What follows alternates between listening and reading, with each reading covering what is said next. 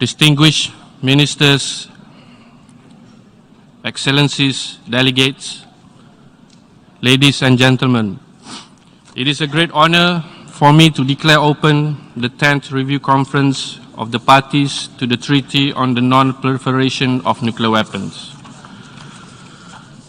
The Review Conference has been convened pursuant to Article 8, Paragraph 3 of the Treaty and Resolution 70/28 of 11 December 2015 of the United Nations General Assembly.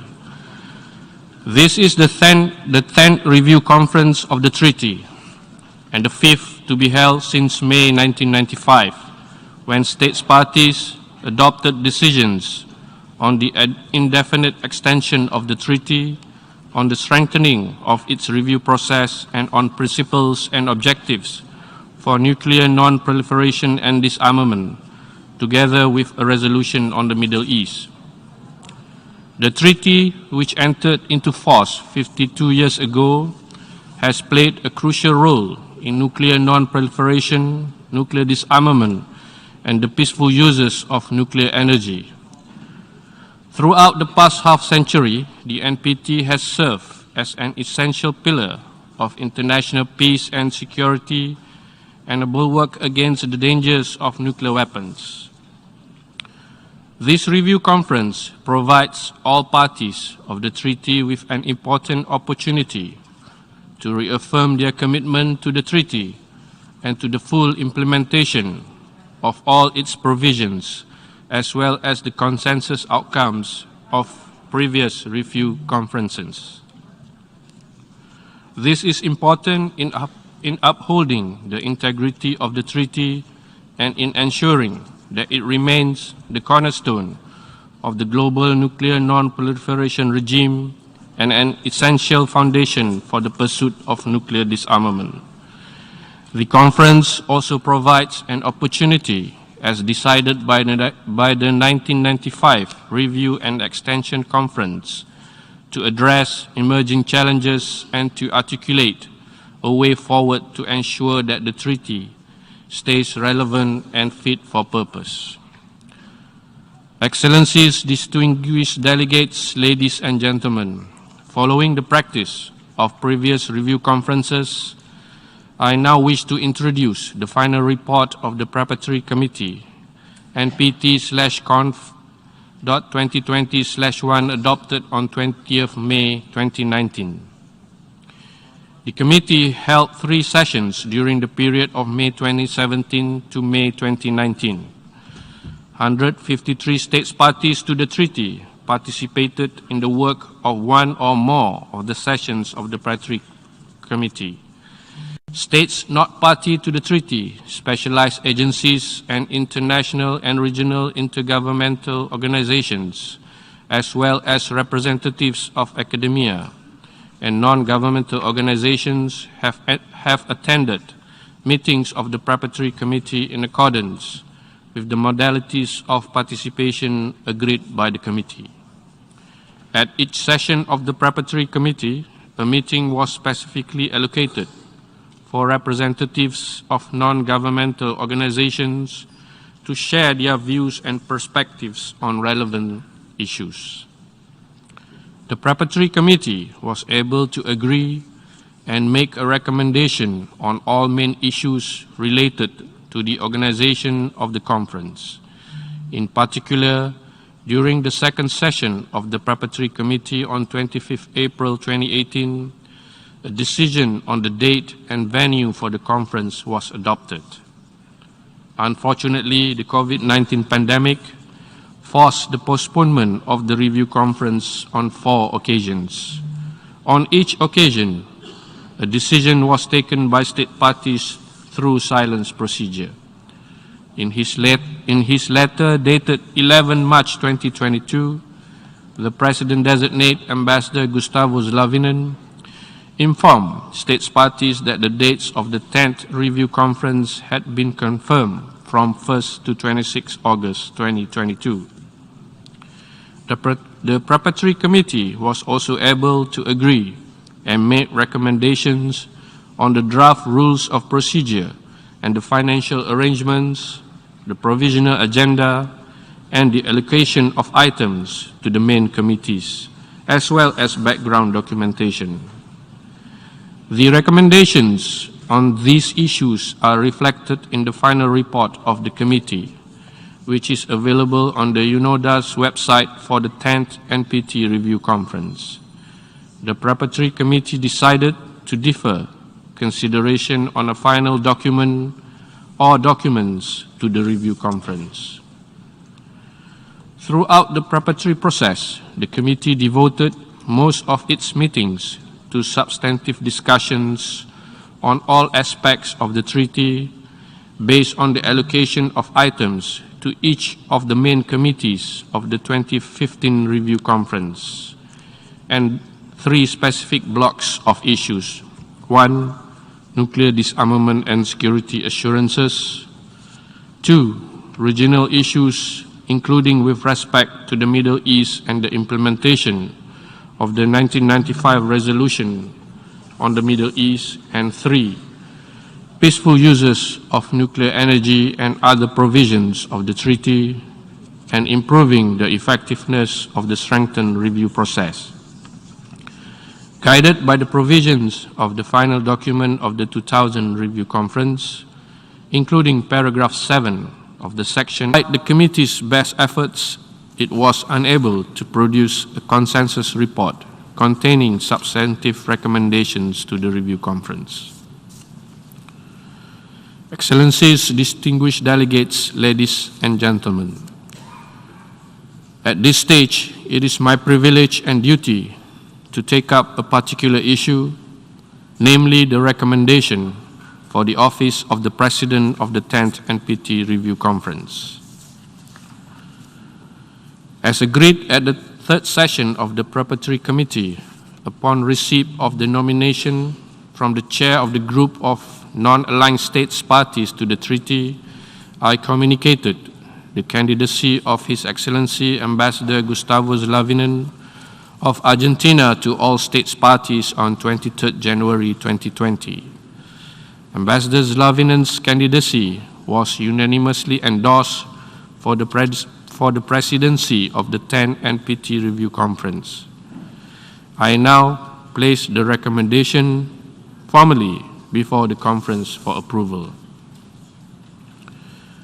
May I take it that the conference wishes to elect His Excellency Ambassador Gustavo Slavinen by acclamation as President of the 10th Review Conference of the parties to the Treaty on the Non-Proliferation of Nuclear Weapons.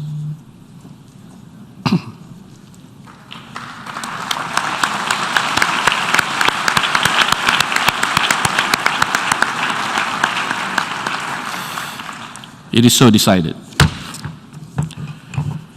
I wish to express my heartiest congratulations to His Excellency Ambassador Gustavo Slavinen and to assure him of my full support and cooperation, and I am sure of all delegations throughout the conference.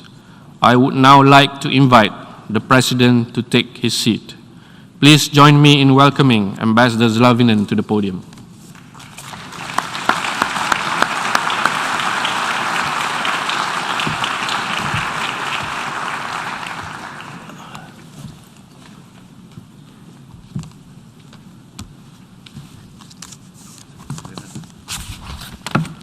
Congratulations.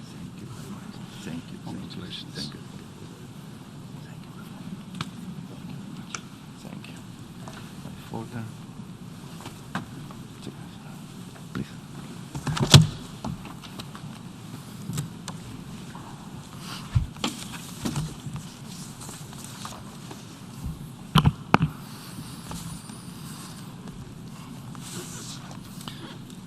Su Excelencia, señor Antonio Guterres, Secretario General de las Naciones Unidas, Su Excelencia, señor Rafael Grossi, Director General del Organismo Internacional de Energía Atómica, distinguidos primeros ministros, ministros, excelencias, distinguidos delegados, damas y caballeros.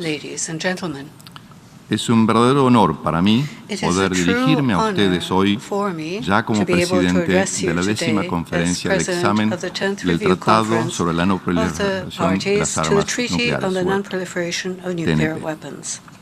Quisiera en primer lugar agradecer a mi país y al GRULAC por haber apoyado mi candidatura y al movimiento de países no alineados por endosarla.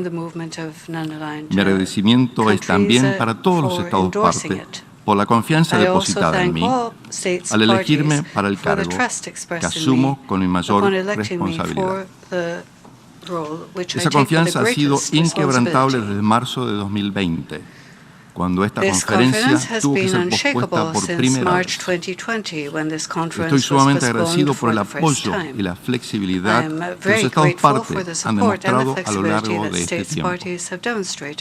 Estoy sumamente orgulloso de provenir de un país como la Argentina, con una larga experiencia y excelentes credenciales en materia de no proliferación y usos pacíficos de la energía nuclear, así como con un firme compromiso con el desarme nuclear y con el objetivo último de lograr un mundo libre de armas nucleares. Comencé este viaje creyendo que sería uno de los presidentes de las conferencias de examen del TNP con menos tiempo en el cargo. Hoy no queda ninguna duda que terminé siendo el presidente designado con mayor duración. Este día ha tardado en llegar. Estoy seguro de que hubo quienes incluso pensaron que nunca llegaría. Pero después de más de 2 años, finalmente estamos aquí, en la línea de partida, la apertura de la 10ª conferencia de examen. La larga pausa no ha sido fácil. Expreso mis más profundas condolencias a quienes han perdido a sus seres queridos durante la terrible pandemia del COVID-19. Si hemos aprendido una lección de esta pandemia, es que eventos aparentemente de baja probabilidad pueden y ocurren con poca o ninguna advertencia, pero con consecuencias catastróficas que afectan al mundo. Y lo mismo ocurre con las armas nucleares. Como causa de la pandemia, esta conferencia fue pospuesta, como he dicho antes, en 4 ocasiones. Sin embargo, los Estados parte han sido persistentes en asegurar que la misma se lleve a cabo. Ello demuestra el reconocido estatus del tratado como el foro preeminente de negociación multilateral, en lo que se refiere a las armas nucleares y a su papel como pilar de la paz y la seguridad internacionales y la promoción de los usos pacíficos de la energía nuclear. Durante estos 2 largos años, los Estados parte han demostrado una acción permanente. Han realizado un número récord de consultas informales, tanto virtuales como presenciales, y también han participado en una gran cantidad de eventos virtuales organizados por las Naciones Unidas, el OIEA, grupos interregionales de Estados partes, grupos de expertos, universidades y la sociedad civil. Por eso, destaco y agradezco su predisposición y flexibilidad durante este tiempo. Ello nos ha permitido mantener la atención sobre los temas de sustancia de este instrumento tan esencial. Como resultado de este arduo trabajo, ahora estamos, creo yo, en una buena posición para poner manos a la obra. Pero no nos equivoquemos. El verdadero trabajo comienza ahora, hoy, en esta prestigiosa sala del multilateralismo. Tenemos 4 semanas para lograr nuestro objetivo, un resultado de consenso que fortalezca la implementación de los 3 pilares del tratado: el desarme nuclear, la no proliferación y los usos pacíficos de la energía nuclear. Como siempre he dicho, El equilibrio en la implementación de estos tres pilares es clave, es fundamental, ya que se refuerzan mutuamente.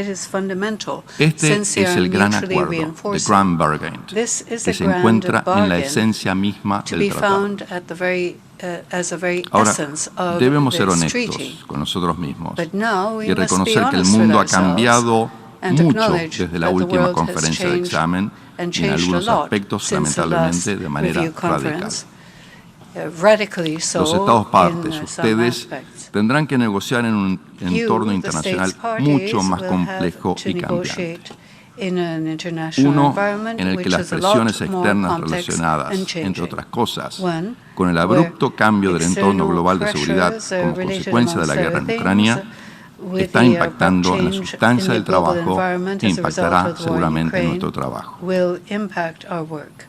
Por ello, en lo que hace a las prioridades en relación con el cumplimiento del tratado, asegurar una implementación efectiva de las obligaciones y los compromisos centrales resulta esencial para preservar el proceso de revisión.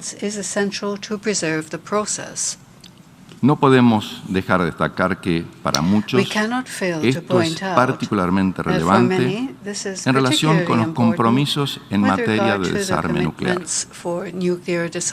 Las tendencias negativas que socavan la credibilidad de lograr avances sustantivos en esta materia reflejan que la amenaza que representan las armas nucleares no ha disminuido desde su primer uso en 1945 y han regresado a niveles similares a los de la Guerra Fría, lamentablemente. Tampoco podemos negar que enfrentamos desafíos en materia de no proliferación. En estos temas se observa un amplio acuerdo sobre la necesidad de fortalecer el régimen de no proliferación, con particular énfasis en las perspectivas regionales. De igual manera, es necesario destacar el marco que brinda el TNP en el acceso a los usos y aplicaciones pacíficas de la energía nuclear y, por ende, de los beneficios que traen aparejados para nuestras sociedades, en particular en el logro de los objetivos de desarrollo sostenible. Desde el comienzo de mi mandato como presidente designado, he dejado en claro que los temas de sustancia del tratado son prerrogativa exclusiva de los Estados partes. Mi papel es facilitar sus esfuerzos y ayudarlos en sus negociaciones hacia un resultado significativo, a meaningful result, un resultado que, cualquiera fuese su formato, reitere la importancia, la credibilidad y la vitalidad del TNP. Por ello, no estaría cumpliendo con mi deber si no utilizase esta oportunidad para subrayar la responsabilidad histórica que recae sobre todos los Estados partes en el logro de este objetivo. A lo largo de sus ya 52 años, el TNP ha logrado enfrentar otros desafíos y contextos adversos en el pasado y confío en que también lo podrá lograr en esta conferencia. Por eso, espero que los Estados partes lleven adelante esta conferencia con sentido común y sobre la base de un propósito compartido. Necesitaremos también civismo en el discurso, diálogo franco y, por sobre todo, voluntad política para negociar genuinamente. Avanzar desde este enfoque resulta crucial, dada la importancia y la sensibilidad de las cuestiones que debemos abordar. Al fin y al cabo, se tratan de aspectos centrales y decisivos para la paz y seguridad internacional. Para finalizar, quiero reiterar que encontrarán en mí un presidente transparente y accesible y que hará todo lo posible para ayudarlos a lograr nuestros objetivos compartidos. Muchas gracias.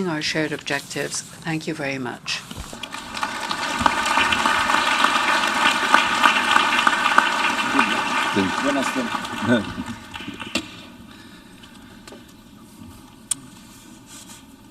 Excellencies, distinguished delegates, ladies and gentlemen, it gives me great pleasure to invite His Excellency Mr. Antonio Guterres, Secretary General of the United Nations, to address the conference.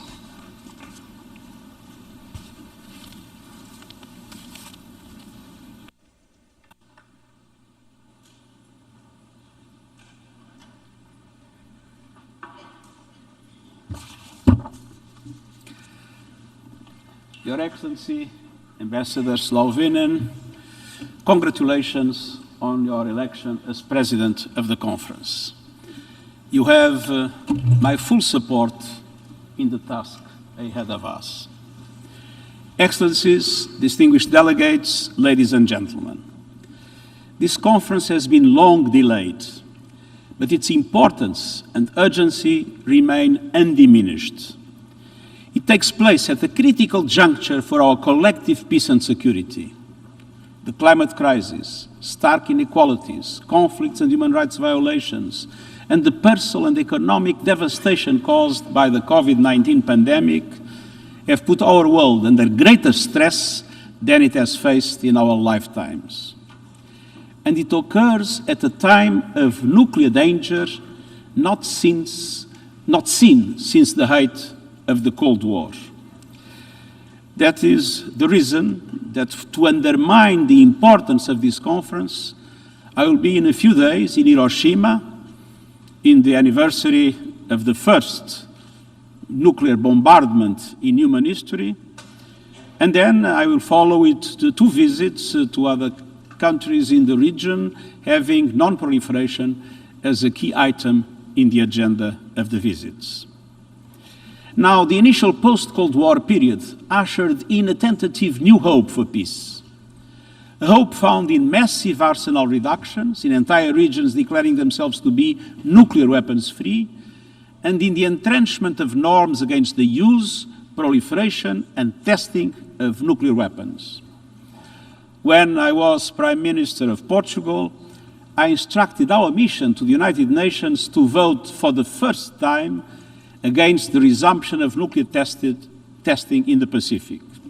Before, the tradition of my country was to abstain, as if this was a matter in which we can abstain. And though a combination of commitment, judgment, and luck, the world avoided the suicidal mistake of nuclear conflict. But as the years have passed, these fruits of hope are withering. Humanity is in danger of forgetting the lessons forged in the terrifying fires of Hiroshima and Nagasaki. Geopolitical tensions are reaching new highs. Competition is trumping cooperation and collaboration. Distrust has replaced dialogue, and disunity has replaced disarmament. States are seeking false security in stockpiling and spending hundreds of billions of dollars on doomsday weapons that have no place on our planet. Almost 13,000 nuclear weapons are now being held in arsenals around the world. All these at a time when the risks of proliferation are growing and guardrails to prevent escalation are weakening. And when crises with nuclear undertones are festering. From the Middle East and the Korean Peninsula to the invasion of Ukraine by Russia, and to many other factors around the world.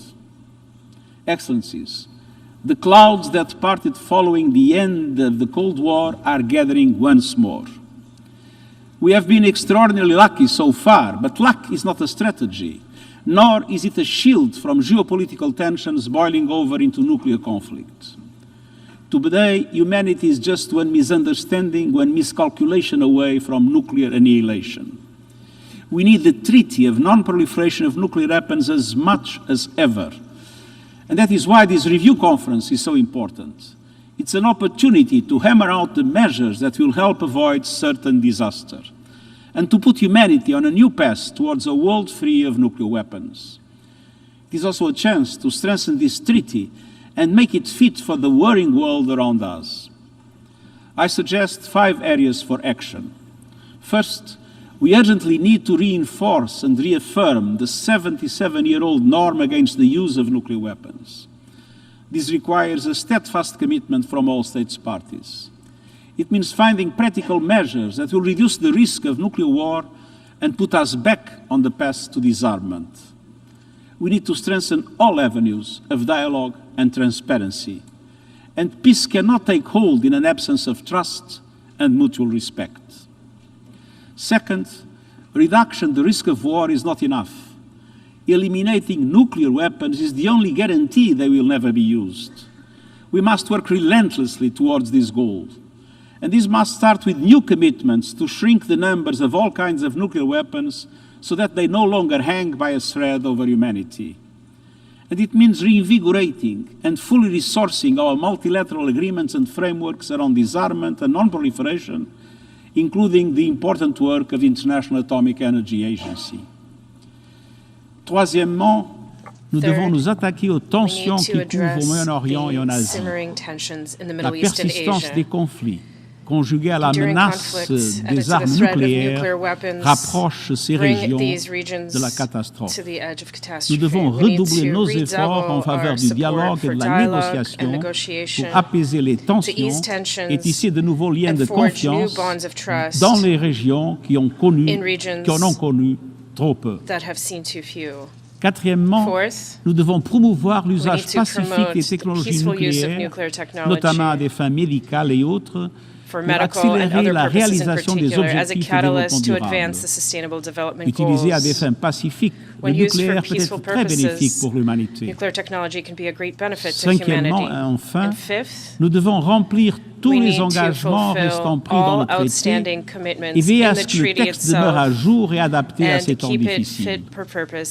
Si nous sommes tous réunis ici aujourd'hui, c'est parce que nous avons foi dans l'objet et le but du traité. Mais si l'on veut assurer la pérennité du texte dans l'avenir, il faut dépasser le status quo. Il faut un engagement renouvelé ainsi que des négociations véritables et de bonne foi. Et il faut que toutes les parties soient à l'écoute, consentent à des compromis et gardent en permanence à l'esprit les enseignements du passé, mais aussi la fragilité de l'avenir. Excellences, les générations futures comptent sur votre engagement pour nous écarter de l'abîme. Il nous incombe à tous de laisser le monde dans un meilleur état, plus sûr que celui dans lequel nous l'avons trouvé. L'heure est venue de relever ce défi fondamental et de conjurer une fois pour toutes le spectre de l'anéantissement nucléaire. Je vous remercie.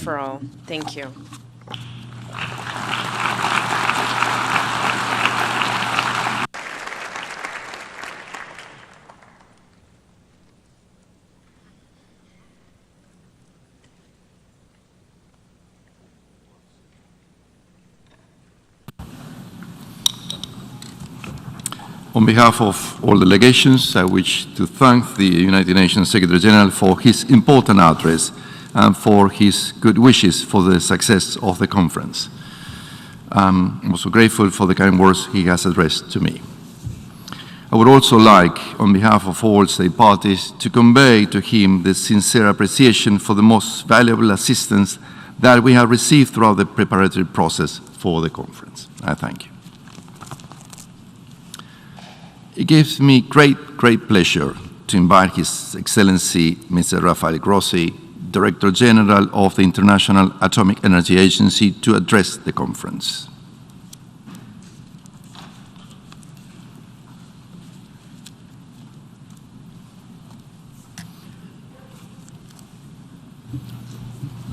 Mr. President, Mr. Secretary General, it's a great honor to be here today.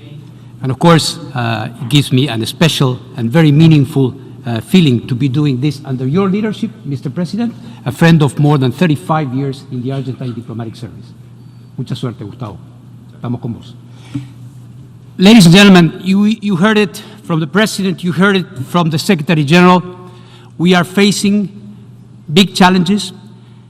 And my job here today as the head of the international organization where the NPT comes to life through its safeguards system, through its technical cooperation program, would be to try to address the specific ways in which many of the things and the challenges that the Secretary General enunciated just now are being addressed. It is true we are at the moment where a number of important challenges and crises are converging in a quite astonishing way. We talk about a food crisis, we talk about an energy crisis, we talk about a climate crisis. And in every one of these, nuclear sciences, technologies, and applications have something to do, to contribute in our common efforts to face them and to bring well-being for all. When we talk about a climate crisis, of course, countries are looking into ways to address this red code for the planet, as rightly said by the International Panel on Climate Change. So it comes as no surprise that many countries continue in their peaceful use of nuclear energy to power their economies and to bring development when it's needed. This is happening in Asia, where countries are leading in the capacity in terms of nuclear energy. This is happening also in Europe, where many countries continue and increase the percentage of nuclear energy, and even when countries had decided on a phase-out, are thinking it over, slowing it down. Because what we need is every possible tool to face the incredible challenge of climate change and to decarbonize our economies. And of course, this is connected in a very clear way to the work that you are undertaking today, which is to review and to strengthen the instrument that provides the basis whereby this is happening every day. Of course, when it comes to energy, and nuclear energy in particular, everything finishes and starts with nuclear safety and nuclear security.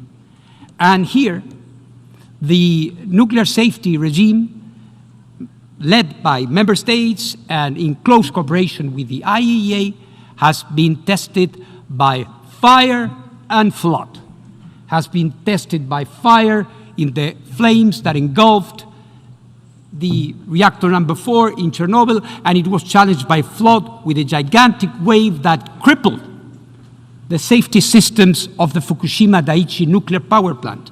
Since then, nuclear safety has been reinforced, and nuclear is as safe as ever in a joint work by member states and nuclear technologists all over the world.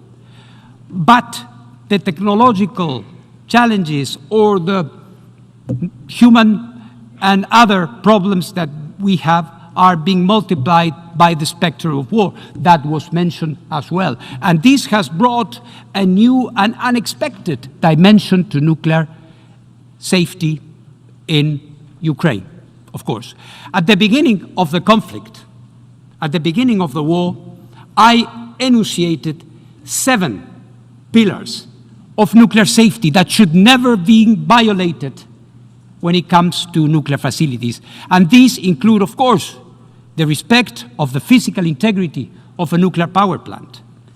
This, of course, includes the necessity to preserve the safety and security system of a nuclear power plant. This includes, of course, the protection of the staff and their ability to carry out their job without undue pressure. This includes the permanent flow of external power to cool the systems. This includes the nuclear supply of components that have to come to these facilities and go out from these facilities. This, of course, includes radiation monitoring that must be present at all times. And finally, this must include communication with the regulators and others. All these 7 principles, ladies and gentlemen, all these 7 principles have been trampled upon or violated since this tragic episode started.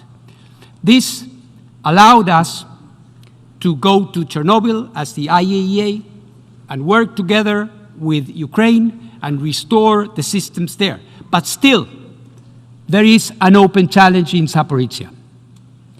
For a long time, I've been trying to go there myself, leading a mission to carry out the indispensable safeguards inspections, because there is a lot of material there, to carry out the safety and security evaluations that need to be taking place there, to look after the situation of the staff of this nuclear power plant. At the beginning of this, the Board of Governors of the IAEA addressed in a resolution referring to the Russian aggression and the consequences of this in the work of the IAEA. Through this resolution, it addressed this issue, and you may be familiar with that.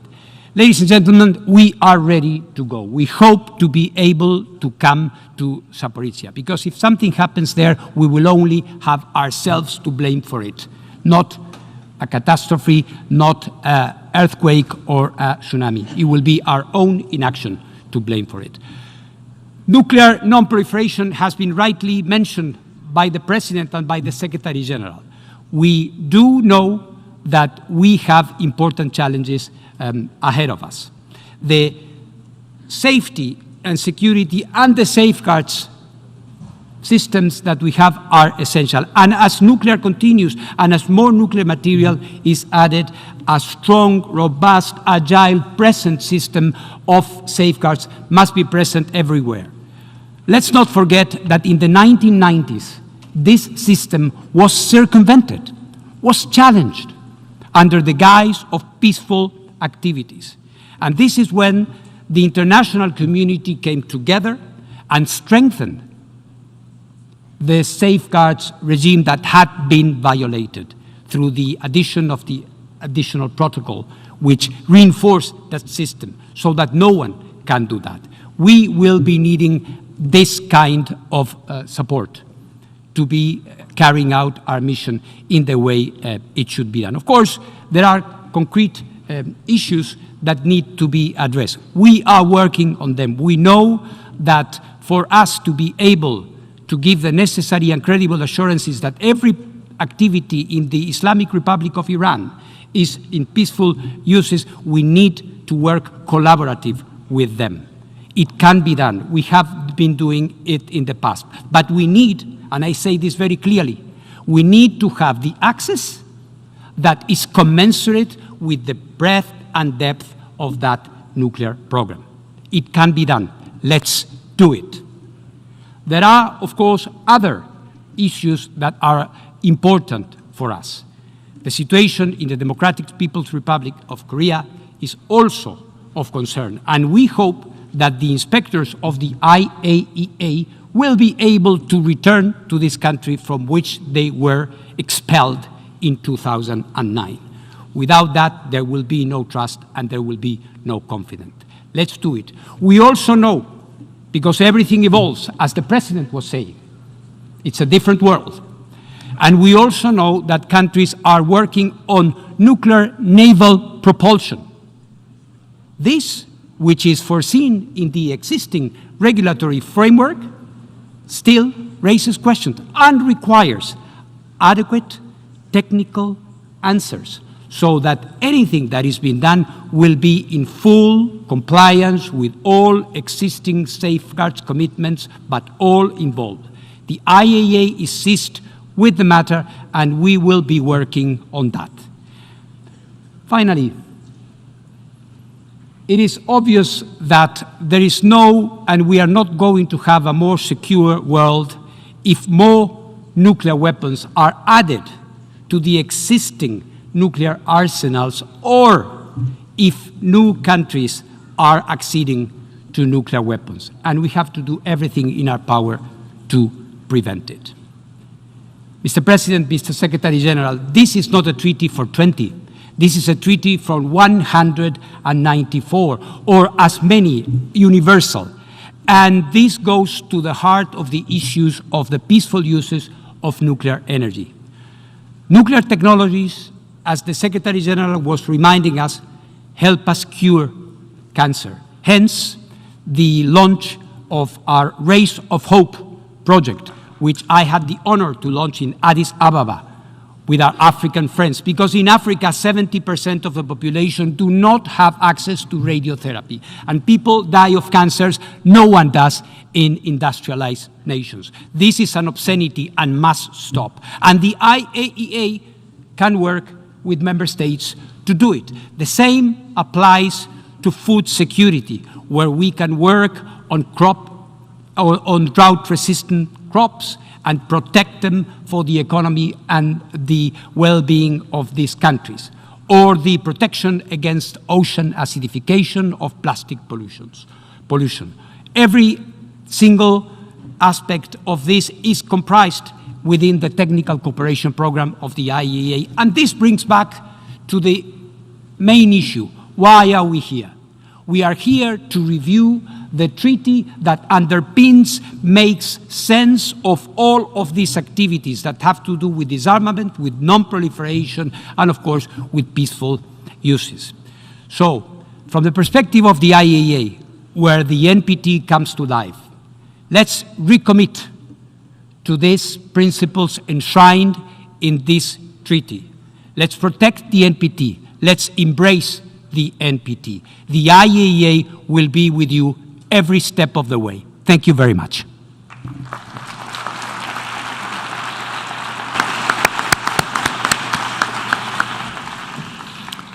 I thank the Director General of the International Atomic Energy Agency for his important address, and to express to him the appreciation of the state parties for the work being carried out by the agency regarding the implementation of the relevant provisions of the treaty and in preparation for this conference. I also want to thank my dear friend Rafael Mariano Grossi for the kind words addressed to me. Excellencies, distinguished delegates, ladies and gentlemen, due to his heavy work schedule, His Excellency Mr. Antonio Guterres will regrettably now have to leave the Assembly Hall to attend to other business. I take this opportunity to wish you, Mr. Secretary General, all the best in your endeavors. And I thank you for your presence. Thank you very much. Thank you very much. Best of luck.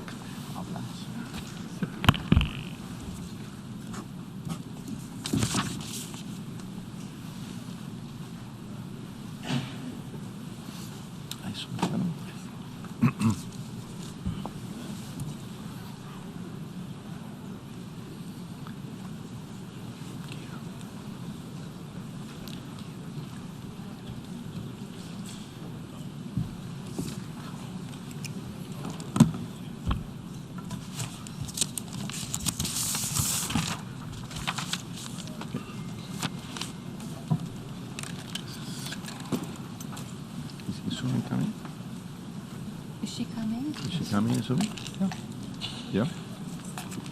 Okay. Shall we wait? Go ahead.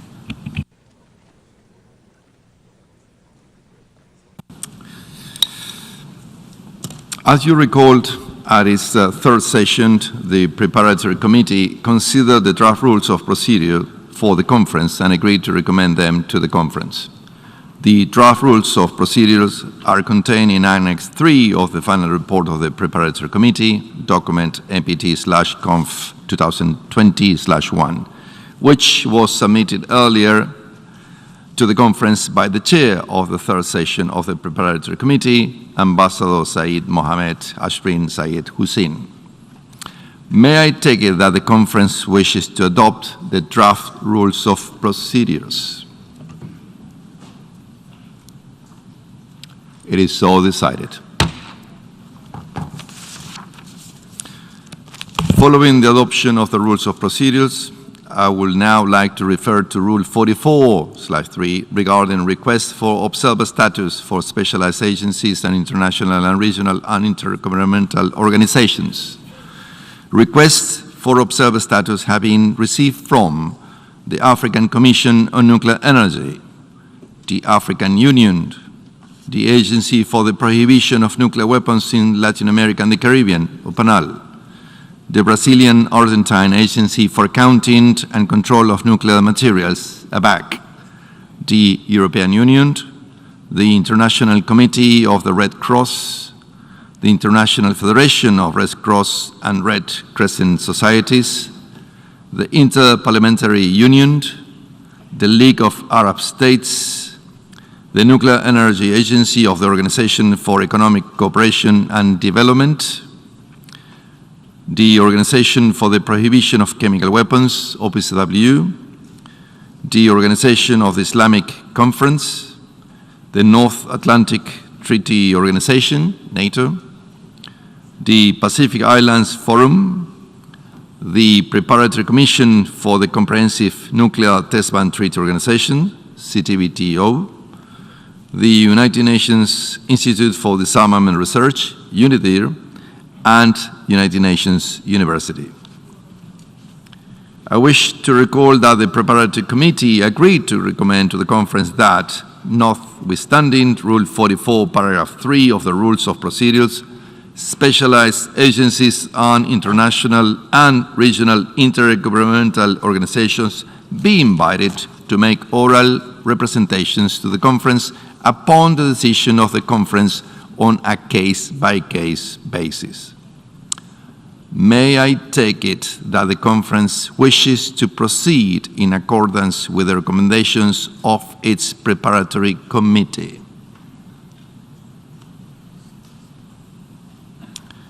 It is so decided. With reference to Rule 44-4 of the Rules of Procedures, requests to attend meetings of the plenary or the main committees have been received from 160 non-governmental organizations. The list of these organizations has been made available to delegations in document MPT/conf2020/INF.4/Rev2. As state parties are aware, the Preparatory Committee, as reflected in paragraph 24 of document MPT/conf2020/1, agreed to recommend to the conference that, in accordance with the rules of procedures, representatives of non-governmental organizations be allowed to attend meetings other than those designated as closed and to receive documents of the conference. That, in accordance with past practice, non-governmental organizations be allowed to make written material available at their own expense to the participants of the conference, and that non-governmental organizations be allowed to address the conference consistent with the final document of the 2000 Review Conference. May I take it that the conference wishes to proceed in accordance with the recommendations of its preparatory committee? It is so decided. I would like now to proceed to the election of chairs and vice chairs of the three main committees, the Drafting Committee and the Credentials Committee. You will recall that at its third session, the Preparatory Committee agreed to recommend that main committees should be chaired by the chairs of the consecutive sessions of the Preparatory Committee or their successors as follows. Main Committee 1 should be chaired by a representative of the group of non-aligned state parties to the treaty, namely the chair of the third session of the Preparatory Committee. Main Committee 2 should be chaired by a representative of the group of Eastern European states, namely the chair of the second session of the Preparatory Committee. And Main Committee 3 should be chaired by a representative of the Western Group, namely the chair of the first session of the Preparatory Committee. Accordingly, I have been informed of the following candidates for the posts of chairs for the main committees.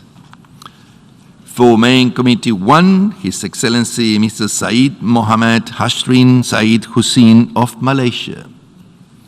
For Main Committee 2, His Excellency Mrs. Dominika Kroes of Poland. For Main Committee 3, His Excellency Mrs. Ingeborg Denissen of the Netherlands. May I take it that the conference wishes to elect Ambassador Said Mohammad Ashrin Said Hussein, Ambassador Dominica Croix, and Ambassador Ingeborg Tennyson by acclamation?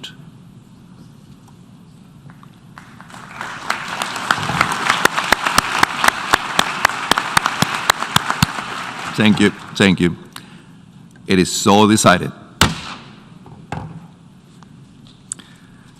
The committee also agreed to recommend that the post of chair of the drafting committee should be assumed by a representative of the group of Eastern European states, and the post of chair of the Credentials Committee by a representative of the group of non-aligned and other states.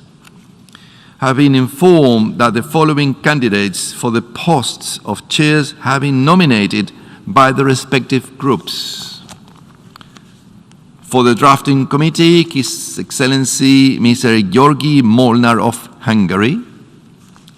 For the Credentials Committee, His Excellency Mr. Mohammed Hussein Bar Al-Ulum of the Republic of Iraq.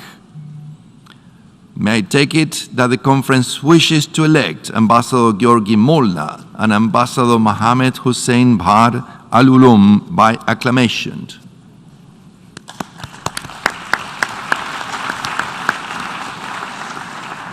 It is so decided. I would like to congratulate you on the election to your very important and demanding posts. I look forward to good and successful cooperation with all of you in discharging our duties. In accordance with Rule 5 of the Rules of Procedures, the conference will elect, inter alia, 2 vice chairs for each of the 3 main committees, the Drafting Committee and the Credentials Committee. In this connection, I have received the following nominations for the posts of vice chairs from the various groups. For Main Committee 1, His Excellency Mr. Thomas Goebbels of Germany. For Main Committee 2, His Excellency Mr. Al-Hakam Dandy of the Syrian Arab Republic, and His Excellency, Her Excellency Mrs. Olayth Fitzmaurice of Ireland. For the Drafting Committee, His Excellency Mr. Simon Cloberry of the United Kingdom. For the Credentials Committee, His Excellency Mr. Sigurd Schjelstrøde of Belgium. If there is no objection, may I take it that the conference wishes to approve these nominations? It is so decided. I would like to congratulate you on your election and look forward to our successful cooperation. I will address the issue of vacant posts at the first meeting of the General Committee to be held on Tuesday, tomorrow, 2nd of August, 2022. I should now like to proceed to item 9 of the provisional agenda, the election of vice presidents of the conference. According to Rule 5 of the Rules of Procedures, the conference shall elect 34 vice presidents. Have received the following candidatures for the posts of vice presidents. From the group of Eastern European states, Kazakhstan, Kyrgyzstan, Romania, Slovenia, and Ukraine. From the Western group, Australia, Austria, Canada, Ireland, Japan, New Zealand, Sweden, United Kingdom, Finland, and France. From the group of non-aligned and other states, Algeria, Egypt, Indonesia, Iran, Morocco, Philippines, Saudi Arabia, Thailand, and China. May I take it that the conference wishes to approve these candidatures? Objections? It is so decided. I should now proceed to item 10 of the provisional agenda, the appointment of the members of the Credentials Committee. Rule 3 of the Rules of Procedures provides that, in addition to the election of the chair and 2 vice chairs, the conference shall appoint 6 members of the Credential Committee on the proposal of the President of the conference. Accordingly, I propose the following members of the Credential Committees: Mrs. Silvia Balac of Hungary, Mrs. Nelly Bogomilova-Rasheva of Bulgaria, Mr. Jean-Philippe Alauzet-Brois of Canada, and Mr. Jeremy Faust of the Holy See. If there is no objection, may I take it that the conference agrees with this proposal? It is so decided. In accordance with the established practice, the report of the Credential Committee will be submitted to the conference after the committee has met to examine the credentials of the representative to the conference. I would now like to proceed to item 11 of the provisional agenda, the confirmation of the nomination of the Secretary General of the conference. You will recall that at its second session, the Preparatory Committee decided to invite the Secretary General of the United Nations, in consultation with the members of the Preparatory Committee, to nominate an official to act as Provisional Secretary General of the conference. At its third session, the Preparatory Committee was informed that, in response to that request, the Secretary General of the United Nations, following consultations with the members of the Preparatory Committee, had nominated Mr. Yuan Tudor from the United Nations Office for Disarmament Affairs to serve in that capacity. The said parties were duly informed of the nomination. May I take it that the conference wishes to confirm Mr. Yuan Tudor as Secretary General of the 10th Review Conference of the Parties to the Treaty on the Non-Proliferation of Nuclear Weapons?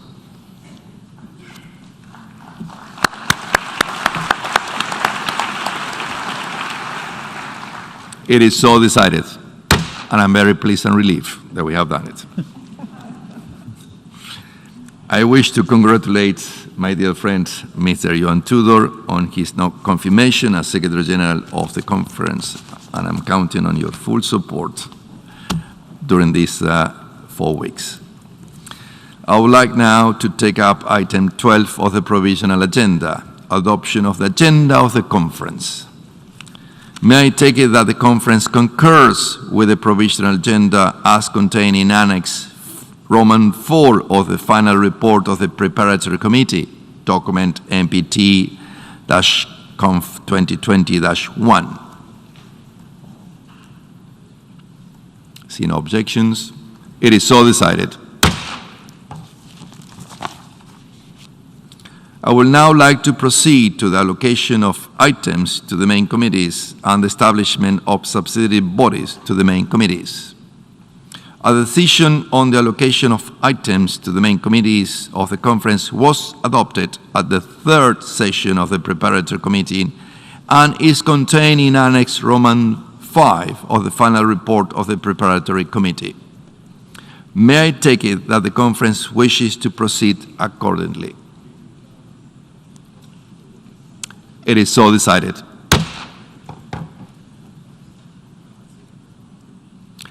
Turning to subsidiary bodies, as state parties are aware, at the open-ended consultations I held in New York, Geneva, and Vienna, as well as virtually in the all-states formats on 21st July 2022, I share the content of my consultations with delegations regarding the establishments of subsidiary bodies that are expected to provide a focused consideration of specific relevant areas. It will be recalled that in Decision 1 of the 1995 Review and Extension Conference, and I quote, it was agreed that subsidiary bodies could be established within the respective main committees for specific issues relevant to the treaty, so as to provide for a focused consideration of such issues, unquote. This was also reaffirmed in the consensus outcome of the 2000 Review Conference with the agreement on improving the effectiveness of the strengthened review process. I have drafted a proposal based on the outcome of my consultations, and to facilitate formal adoption, I have requested the Secretariat to distribute document NPT-Conf 2020-L1 in all languages. This paper contains a draft decision on the establishment of subsidiary bodies to the main committees. Following its adoption, this document will be issued as an official document of the conference. Before proceeding to the adoption, I would like to communicate to you the names of the proposed chairs of subsidiary bodies. For Subsidiary Body 1 in Main Committee 1, Her Excellency Mrs. Lajezara Stoeva of Bulgaria. For Subsidiary Body 2 in Main Committee 2, Her Excellencies Mrs. Annika Markovic of Sweden. And for Subsidiary Body 3 in Main Committee 3, His Excellency Mr. Philbert Johnson of Ghana. As part of its overall allocation of time, it is proposed that each main committee will hold at least 4 meetings of its subsidiary bodies. May I take it that the conference wishes to agree to the establishment of subsidiary bodies to the main committees as contained in document NPT-Conf 2020-L1? I see no objection. It is so decided.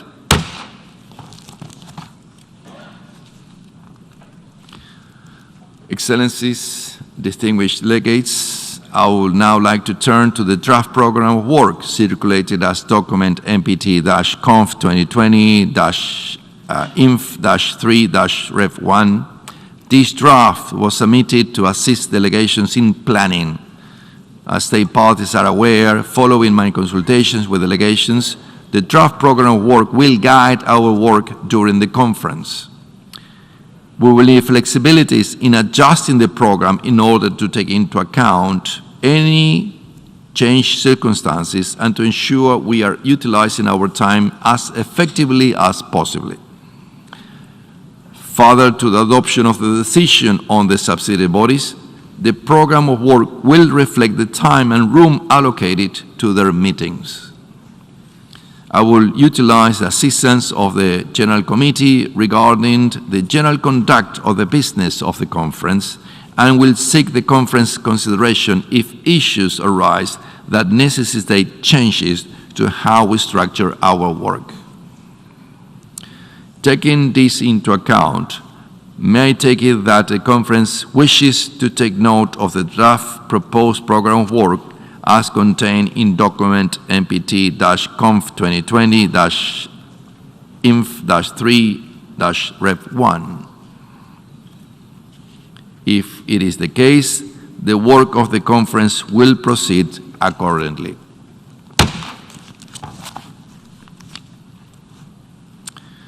The conference will now take a decision on item 14 of the agenda, namely adoption of arrangements for meeting the cost of the conference. In this, to submit a draft document that reflects the schedule of the division of cost based on the actual participation of state parties in the conference. This document is to be seen in conjunction with Rule 12 and the appendix of the Rules of Procedures, which the conference adopted on 1st August 2022. Excellencies, distinguished delegates, it is my intention to immediately start with the general debate, as we have many high-level dignitaries inscribed on the list of speakers. At this stage, 133 delegations have inscribed on the list of speakers for the general debate, which is planned to continue until 4th of August 2022. I wish to inform delegates that the list of speakers will be closed at 5 p.m. this evening.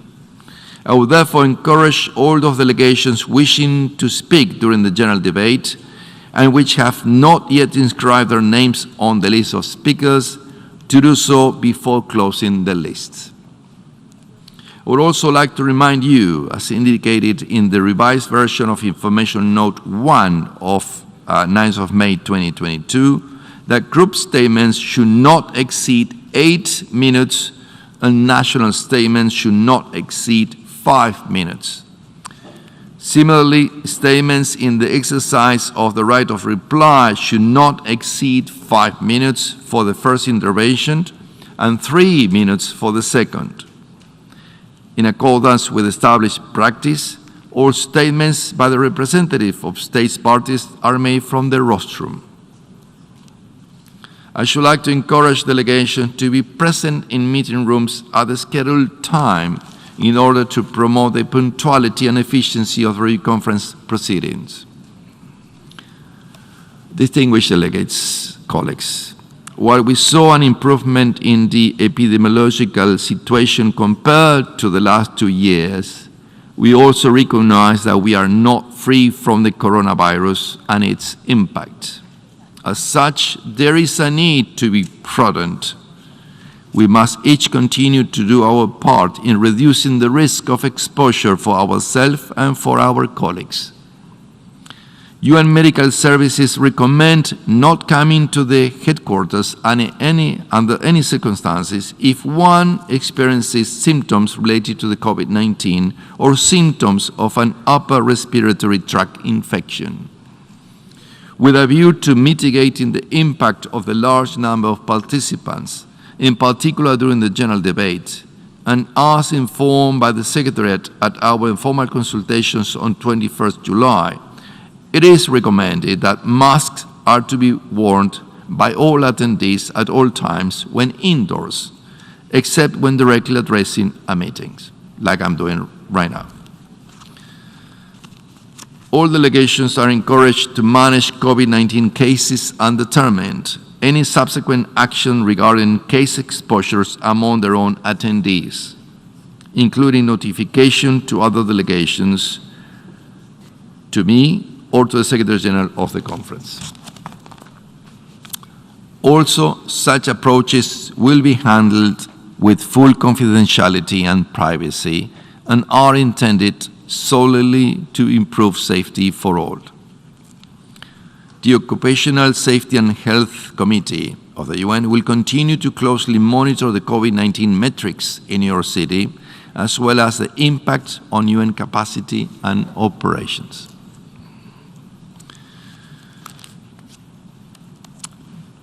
I now have the honor to give the floor to the first speaker on the list of our general debate, His Excellency Josiah Voreke Bainimarama, Prime Minister and Minister for Itaukei Affairs, Sugar Industry, Foreign Affairs and Forestry of the Republic of Fiji, who will address the conference on behalf of the Pacific Island Forum, to be followed by a statement in his national capacity. May I request protocol to escort His Excellency.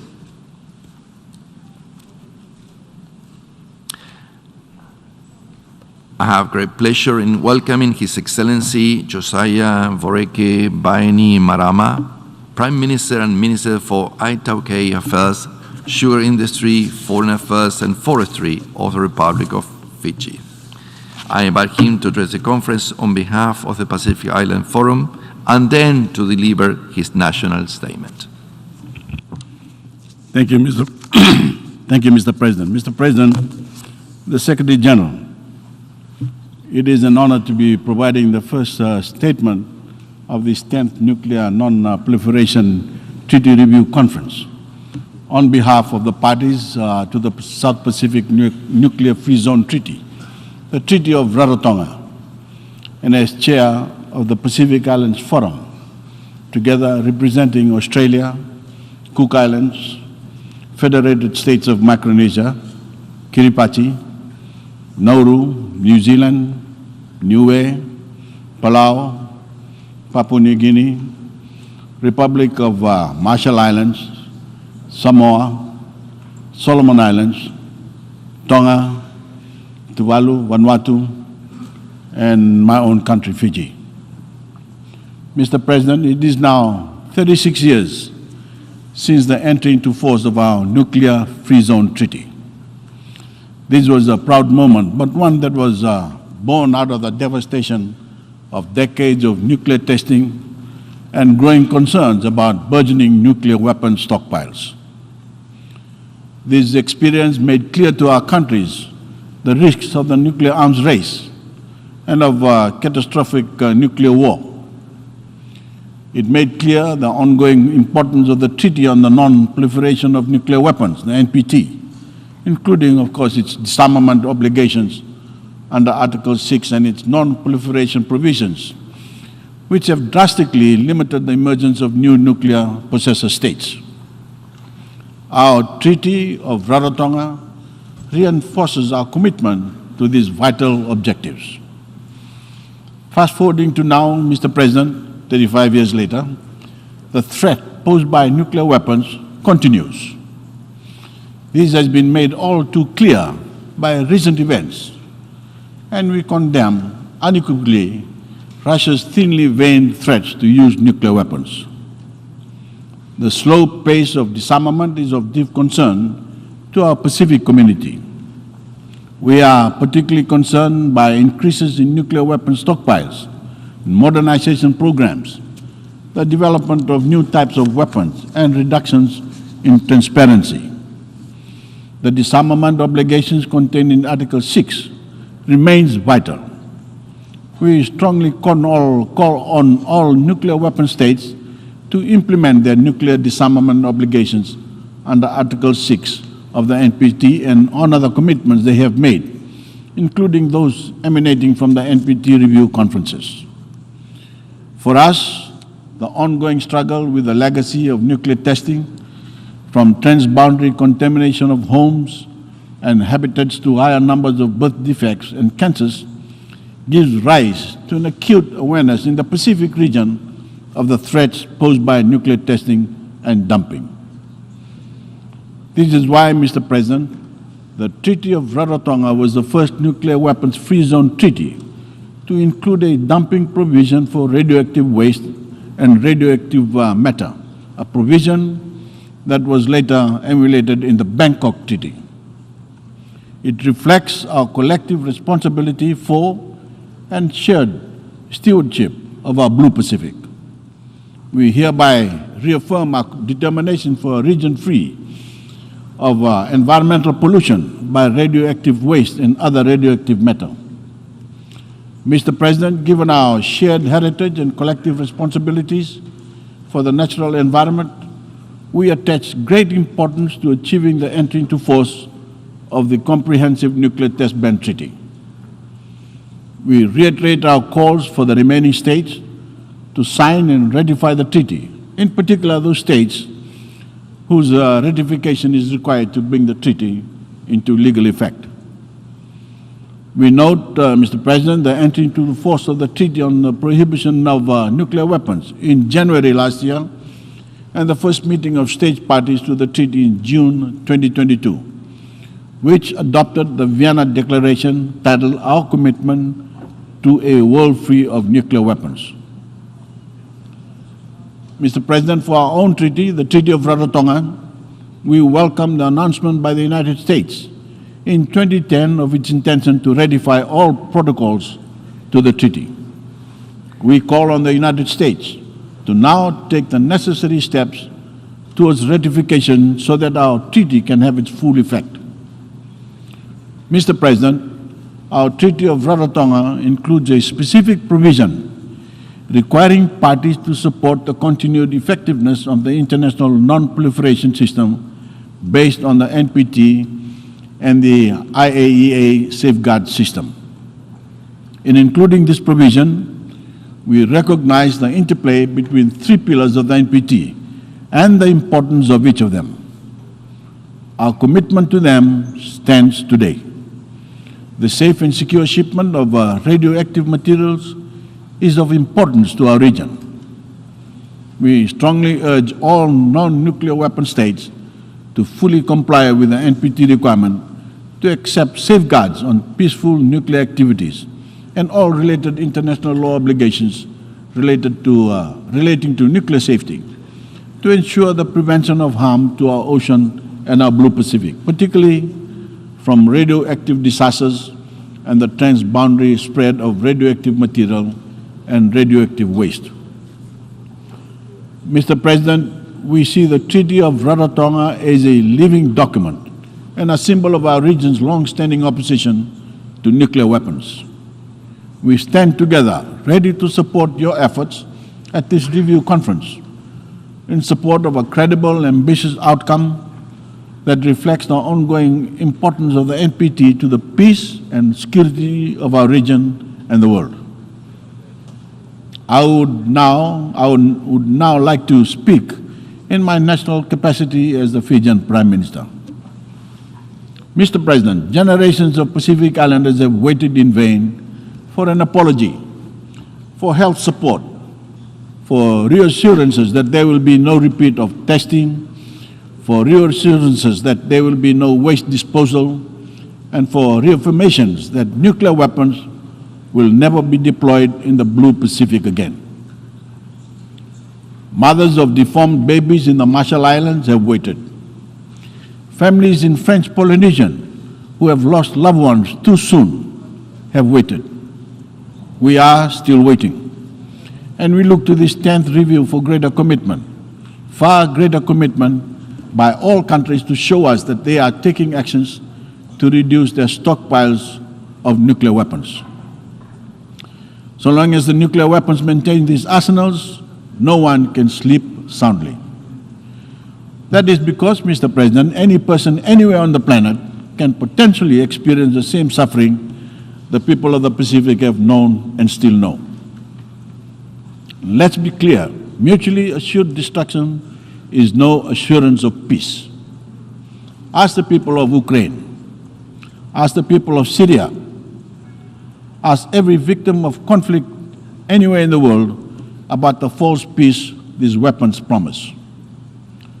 Yes, we have seen no mushroom clouds, but we have seen relentless destruction and devastation cities like Aleppo and Mariupol leveled to the ground. Ask the victims of climate-driven disasters about the resources we waste on these weapons, the public funds, the ingenuity, and the human capital that could and should be spent improving and protecting lives. Responsible use of nuclear energy could be part of the solution. And Mr. President, ask Fiji's peacekeepers who serve in conflict areas around the world what true peace really entails. It is not forged at the end of a rifle or within the sights of a missile. It comes from understanding, it comes from equality, and it comes from opportunity. Mr. President, we know these weapons will not disappear overnight. And we also recognize the beneficial peaceful uses of the atom for energy and medicine, for example.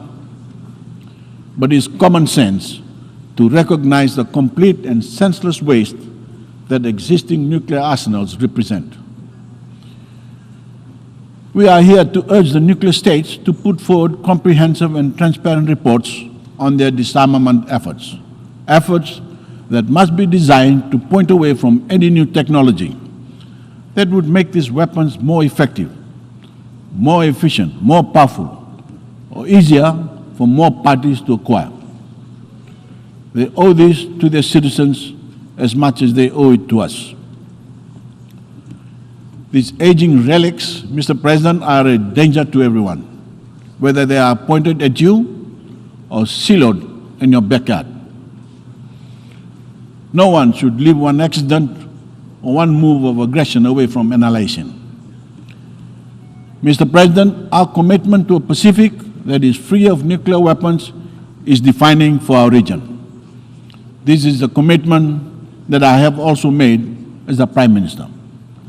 But it is also personal, a commitment that I have made as a son, because I have waited a lifetime for someone to take responsibility for deliberately exposing my late father, Ratunoke Bainimarama, in the sailors he commanded, to the testing of a nuclear bomb. We welcome initiatives by the non-aligned movement, as well as the proposals advanced by Canada, Nigeria, and others. No nation can pick and choose when it cares about human life and when it advances multilateralism. And we cannot live here without a final document. It is our shared responsibility as leaders to make this conference count for the peace-loving people we represent. Thank you, Mr. President.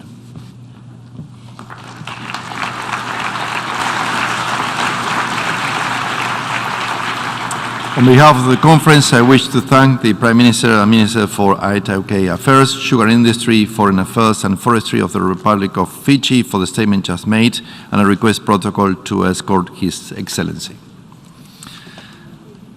I now have the honor to give the floor to His Excellency Mr. Kishida Fumio, Prime Minister of Japan. May I request protocol to escort His Excellency. I have great pleasure in welcoming the Prime Minister of Japan, and I invite him to address the conference. Your Excellency, Mr. President, Excellencies, distinguished delegates, today I have come to this review conference driven by a strong sense of urgency. As Foreign Minister, I attended the 2015 review conference, which ended without reaching consensus. Since then, the division within the international community has become only greater. In particular, the threat to use nuclear weapons by Russia in its aggression against Ukraine has contributed to worldwide concern that yet another catastrophe by nuclear weapon use is a real possibility. I cannot but admit that the path to a world without nuclear weapons has become even harder. Nevertheless, giving up is not an option. As a Prime Minister from Hiroshima, I believe that we must take every realistic measure towards a world without nuclear weapons, step by step, however difficult the path may be. The very starting point of this endeavor is the NPT. The NPT has served as the cornerstone of the international nuclear disarmament and non-proliferation regime in realizing international peace and security. Maintaining and strengthening the NPT regime is the interest of the entire international community. Let us join forces to achieve a meaningful outcome at this conference. Together with all of delegates concerned here today, Japan is determined to firmly uphold the NPT as its guardian. Mr. President, as a first step of a realistic roadmap, which would take us from the reality we face in the harsh security environment to the ideal of a world without nuclear weapons, we will work on the Hiroshima Action Plan, which is rooted in the following 5 actions, while simultaneously making efforts to reduce nuclear risks. As the first action, I call for a shared recognition on the importance of continuing the record of non-use of nuclear weapons.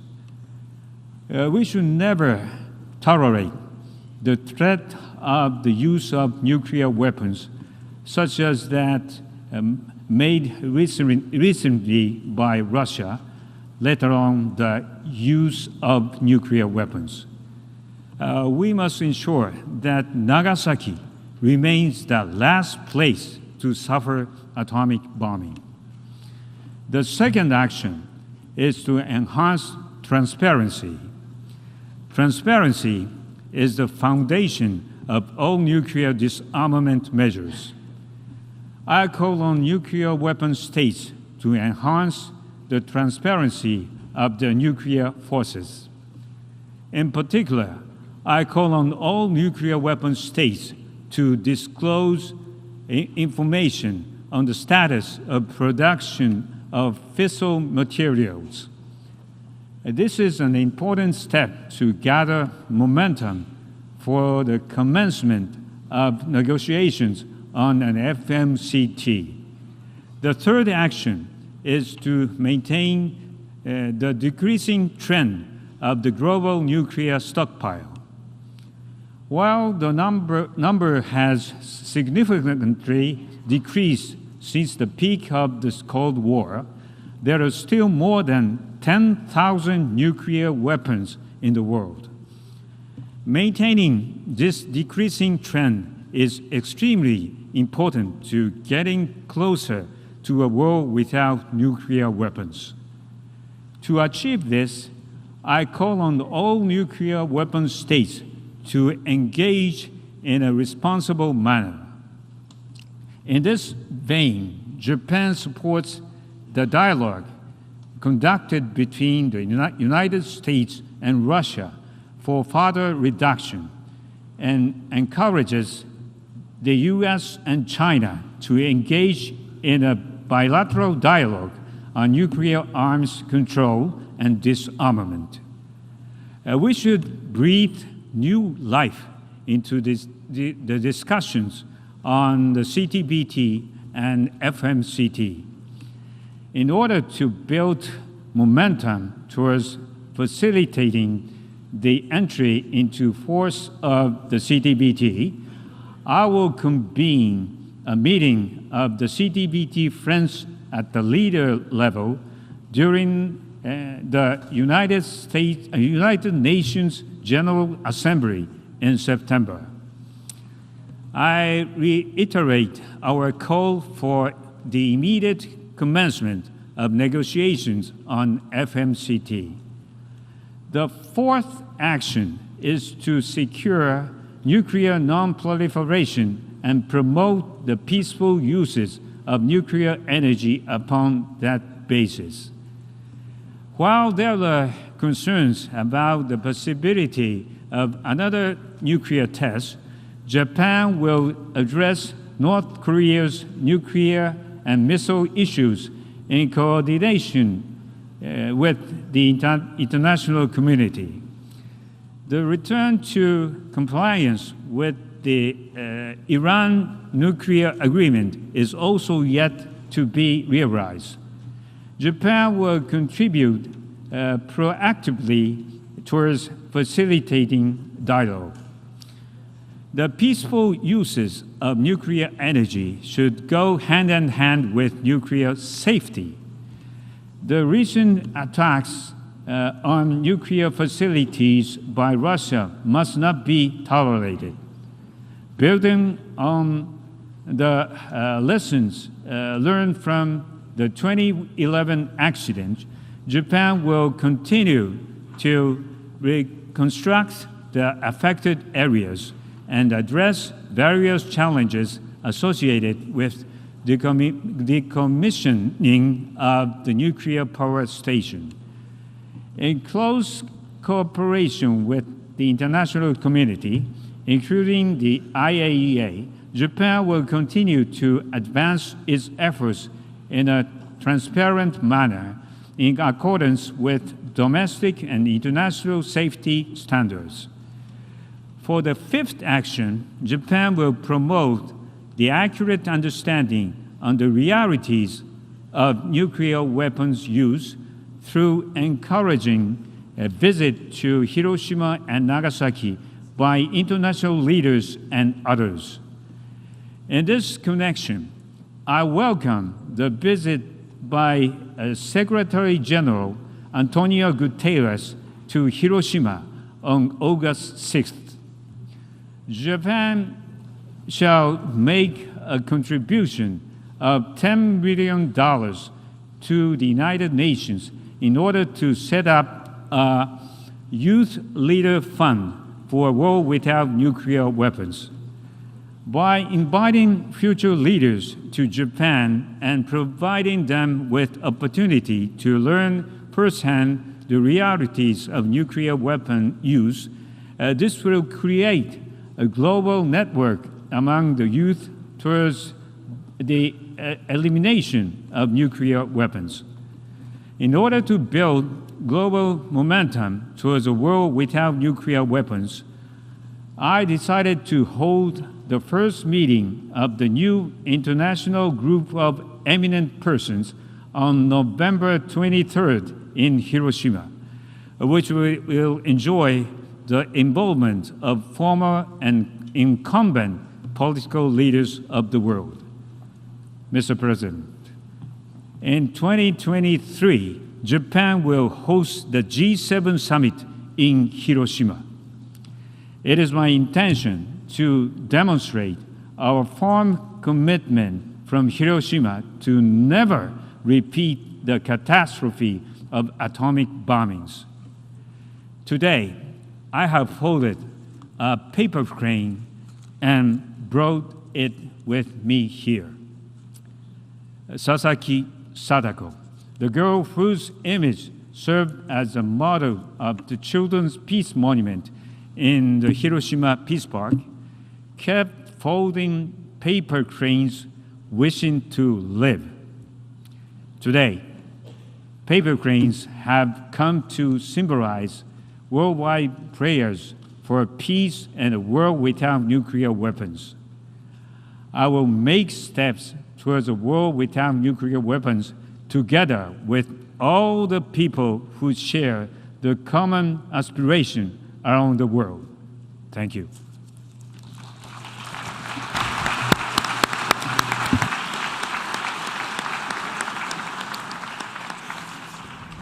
On behalf of the conference, I wish to thank the Prime Minister of Japan for the statement just made, and I request protocol to escort His Excellency. I now have the honor to invite His Excellency Ayman Safari, Deputy Prime Minister and Minister of Foreign Affairs of Jordan, to take the floor on behalf of the Arab group, to be followed by a statement in his national capacity. May I request protocol to escort His Excellency.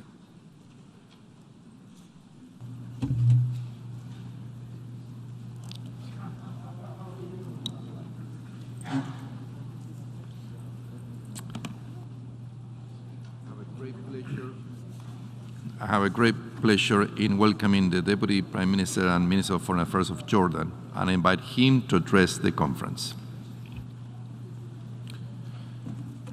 In the name of Allah, most gracious, most merciful, Mr. President, dear colleagues, peace be upon you all.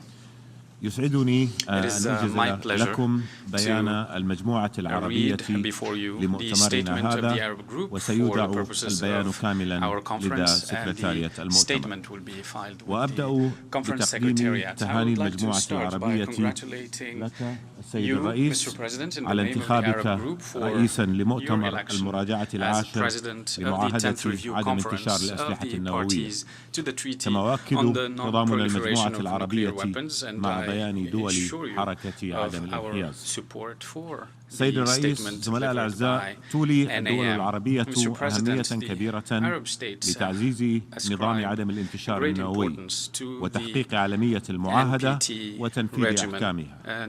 ونؤكد في المجموعة على ضرورة العمل على زيادة فعالية نظام عدم الانتشار في منع نقل التكنولوجيا النووية وتطويرها لأغراض غير سلمية، ما يجعل من التزام نظام الضمانات الشاملة حجر الزاوية لنظام التحقق الدولي في مجال عدم الانتشار، والذي يسهم والبروتوكول الإضافي ذو الطابع الطوعي في تحقيق أهداف المعاهدة.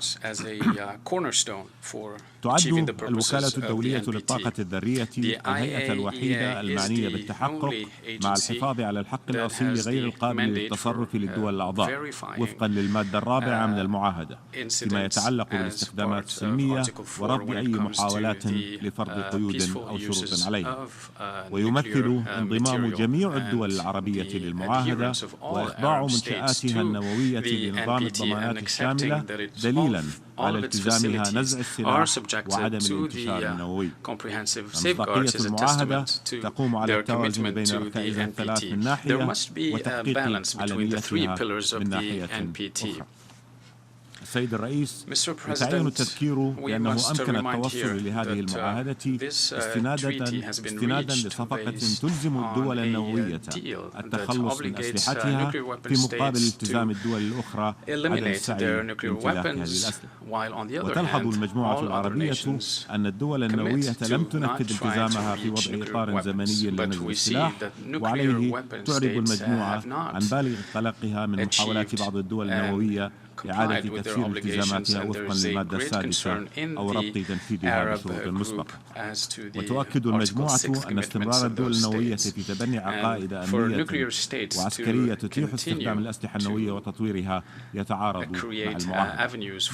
وعليه تدعو المجموعة العربية إلى تبني صكوك دولية ملزمة تمنح الدول غير النووية ضمانات أمنية غير مشروطة بعدم استخدام الأسلحة النووية أو التهديد باستخدامها ضدها من قبل الدول النووية. سيد الرئيس، يواجه نظام عدم الانتشار عددا من التحديات، منها غياب الجهود لتحقيق عالمية معاهدة عدم انتشار الأسلحة النووية ومعاهدة الحظر الشامل للتجارب النووية، وتكرار حالات عدم الامتثال بأحكام معاهدة عدم الانتشار، وغياب التوازن بين نظم الضمانات المطبقة على أطراف المعاهدة وبين تلك المطبقة على غير الأطراف. وتشير المجموعة هنا إلى أن عدم انضمام إسرائيل للمعاهدة يحرم الوكالة الدولية من استخدام أي آليات شاملة للتحقق من طبيعة برنامجها النووي. لذا تؤكد المجموعة العربية على الآتي: أهمية قيام الدول الأطراف لا سيما الدول النووية ببذل جهود لتحقيق عالمية المعاهدة وفرض حظر على نقل المواد والتكنولوجيا النووية إلى الدول غير الأطراف في المعاهدة ورفض إضفاء صفة المشروعية على الوضع النووي لتلك الدول. وتؤكد المجموعة على ضرورة وقف أي تعاون فني مع الدول غير الأطراف بالمعاهدة لا سيما إسرائيل لحين انضمامها كدول غير نووية للمعاهدة وإخضاع كافة منشآتها النووية لنظام الضمانات الشامل. وتؤكد أهمية تعزيز دور الوكالة الدولية للطاقة الذرية في التحقق بصورة مهنية ومحايدة مع دعوة الدول التي تثار تساؤلات بشأن برامجها النووية إلى التعاون بشكل كامل مع الوكالة وتعزيز الثقة في سلمية برامجها. وتؤكد على ضرورة مراعاة أن إقامة المنطقة الخالية من السلاح النووي في الشرق الأوسط قد تستدعي تطبيق نظام تحقق إقليمي أكثر صرامة من نظام التحقق الدولي الراهن مع الإقرار بأولوية تحقيق عالمية المعاهدة ونظام الضمانات الشاملة في الشرق الأوسط. كما تؤكد المجموعة العربية على أهمية معاهدة الحظر الشامل للتجارب النووية في تدعيم منظومة نزع السلاح وعدم الانتشار النووي والمسؤولية الخاصة للدول النووية والدول التي لم تنضم لمعاهدة عدم الانتشار في تعزيز الجهود لتحقيق عالمية معاهدة الحظر الشامل للتجارب النووية وتيسير دخولها حيز التنفيذ. السيد الرئيس، سلم المجتمع الدولي بأهمية إقامة المناطق الخالية في جميع أنحاء العالم لتوطيد نظام عدم الانتشار ونزع السلاح. وتؤكد المجموعة العربية أن مسؤولية إنشاء المنطقة الخالية في الشرق الأوسط هي مسؤولية جماعية الجماعي، وأن قرار العام 1995 الخاص بالشرق الأوسط جزء لا يتجزأ من صفقة التمديد اللانهائي للمعاهدة، وتشدد المجموعة على أن قرار العام 1995 يعد ساريا لحين تنفيذه وتحقيق أهدافه بشكل كامل. وتأسف المجموعة لعدم عقد مؤتمر العام 2012، فإن المجموعة تعيد تأكيد رفضها لأي مزاعم تدفع بأن المحافل متعددة الأطراف لا تعد مناسبة لتنفيذ القرار العام 1995 أو وضع شروط مسبقة لتنفيذه.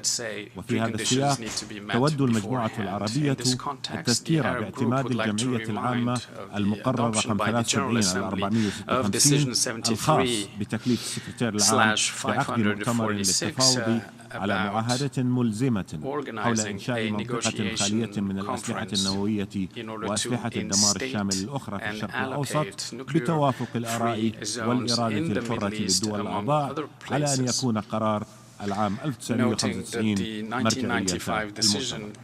وترحب المجموعة العربية بانعقاد الدورة الأولى للمؤتمر في تشرين الثاني 2019 برئاسة المملكة الأردنية الهاشمية، والدورة الثانية في تشرين الثاني 2021 برئاسة دولة الكويت، بمشاركة جميع الأطراف المدعوة للمؤتمر ما عدا إسرائيل. وتحث المجموعة جميع الأطراف على المشاركة البناءة في المؤتمر للتوصل إلى معاهدة ملزمة حول إنشاء المنطقة الخالية. وتطالب المجموعة مؤتمر المراجعة العاشرة بدعم جميع المساعي لتنفيذ قرار العام 1995 بما في ذلك عبر المؤتمر الأممي. السيد الرئيس، فيما يتعلق بالاستخدامات السلمية، تتطلع الدول العربية إلى تطوير برامج الاستخدامات السلمية للطاقة الذرية لتحقيق التنمية المستدامة عبر تطوير التشريعات الوطنية وتأسيس قاعدة علمية وبحثية، خطوة نحو تعاون عربي مشترك في هذا المجال. وتؤكد المجموعة أهمية برامج التعاون الفني للوكالة الدولية للطاقة الذرية وأهمية توفير الموارد المالية لها. وتؤكد المجموعة أهمية الشفافية والالتزام بمعايير الأمن والأمان النوويين، وهذان يظلان مسؤولية الدول. كما تشدد المجموعة على أهمية التعاون الدولي ضمن الوكالة الدولية والاتفاقات الدولية ذات الصلة بالأمان النووي، وتدعو الدول التي تشغل مفاعلات نووية لتوليد الطاقة الكهربائية للانضمام إلى هذه الاتفاقيات والاستفادة من خدمات التقييم التي تقدمها الوكالة الدولية، وإشهار التقارير المتعلقة بخدمات التقييم. كما ترفض المجموعة العربية تحميل الدول أي التزامات إضافية تحول دون استخدامها أو توظيفها للطاقة النووية السلمية وفقا لأحكام المعاهدة. أشكرك السيد الرئيس، وأستأذنك أن أنتقل إلى كلمة المملكة الأردنية الهاشمية، وأضيف فقط أنه من المهم جدا أن نستمر في العمل من أجل جعل منطقة الشرق الأوسط منطقة خالية من جميع أسلحة الدمار الشامل، فمنطقتنا تعاني ما يكفيها من الأزمات ولا تحتاج بالتأكيد إلى مشكلة أخرى يكون سببها دخول الأسلحة النووية إليها. المملكة الأردنية الهاشمية تلتزم بالكامل بدعم المعاهدة وتلتزم بالعمل مع المجتمع الدولي من أجل ضمان الالتزام المعاهدة وتنفيذ كل أحكامها، وخصوصا فيما يتعلق بمنطقة الشرق الأوسط خالية من جميع أسلحة الدمار الشامل. وكمؤشر آخر على التزام المملكة بعدم نشر الأسلحة النووية، فإننا الدولة الوحيدة من المنطقة العضو في مجموعة ستوكهولم التي تعمل من أجل ضمان بيئة دولية تؤكد التزام المعاهدة وتقليل المخاطر وانضمام كل الدول إلى المعاهدة وتنفيذ التزاماتها. وأؤكد أيضا سيد الرئيس ضرورة العمل أيضا على حل جميع المشاكل التي تواجه منطقتنا وحل الأزمات التي تواجهها، وفي مقدمها القضية الفلسطينية على أساس حل الدولتين، والعمل من أجل حل الأزمة السورية والأزمة الليبية وعديد أزمات أخرى تحرم منطقتنا حقها في تحقيق الأمن والاستقرار other parts of our region suffering from troubles that need to be resolved because these are real impediments that correspond to one another and that are mutually reinforcing. And so without their mutual resolution, we are going to still see a Middle East that is struggling, and we cannot tolerate any kind of arms race in the region. Jordan also bolsters every effort that will seek to revive the nuclear talks with Iran. I would like to thank you, Mr. President, and I wish you successful proceedings, and we hope that this conference will be another stepping stone in favor of the further fulfillment of the goals of the NPT and in favor of the full implementation of the spirit and letter of the text. Thank you very much. I thank the Deputy Prime Minister and Minister of Foreign Affairs of Jordan for his statement, and I request protocol to escort His Excellency. I now have the honor to invite Her Excellency Tanja Fajon, Deputy Prime Minister and Minister of Foreign Affairs of Slovenia, to take the floor. May I request protocol to escort Her Excellency.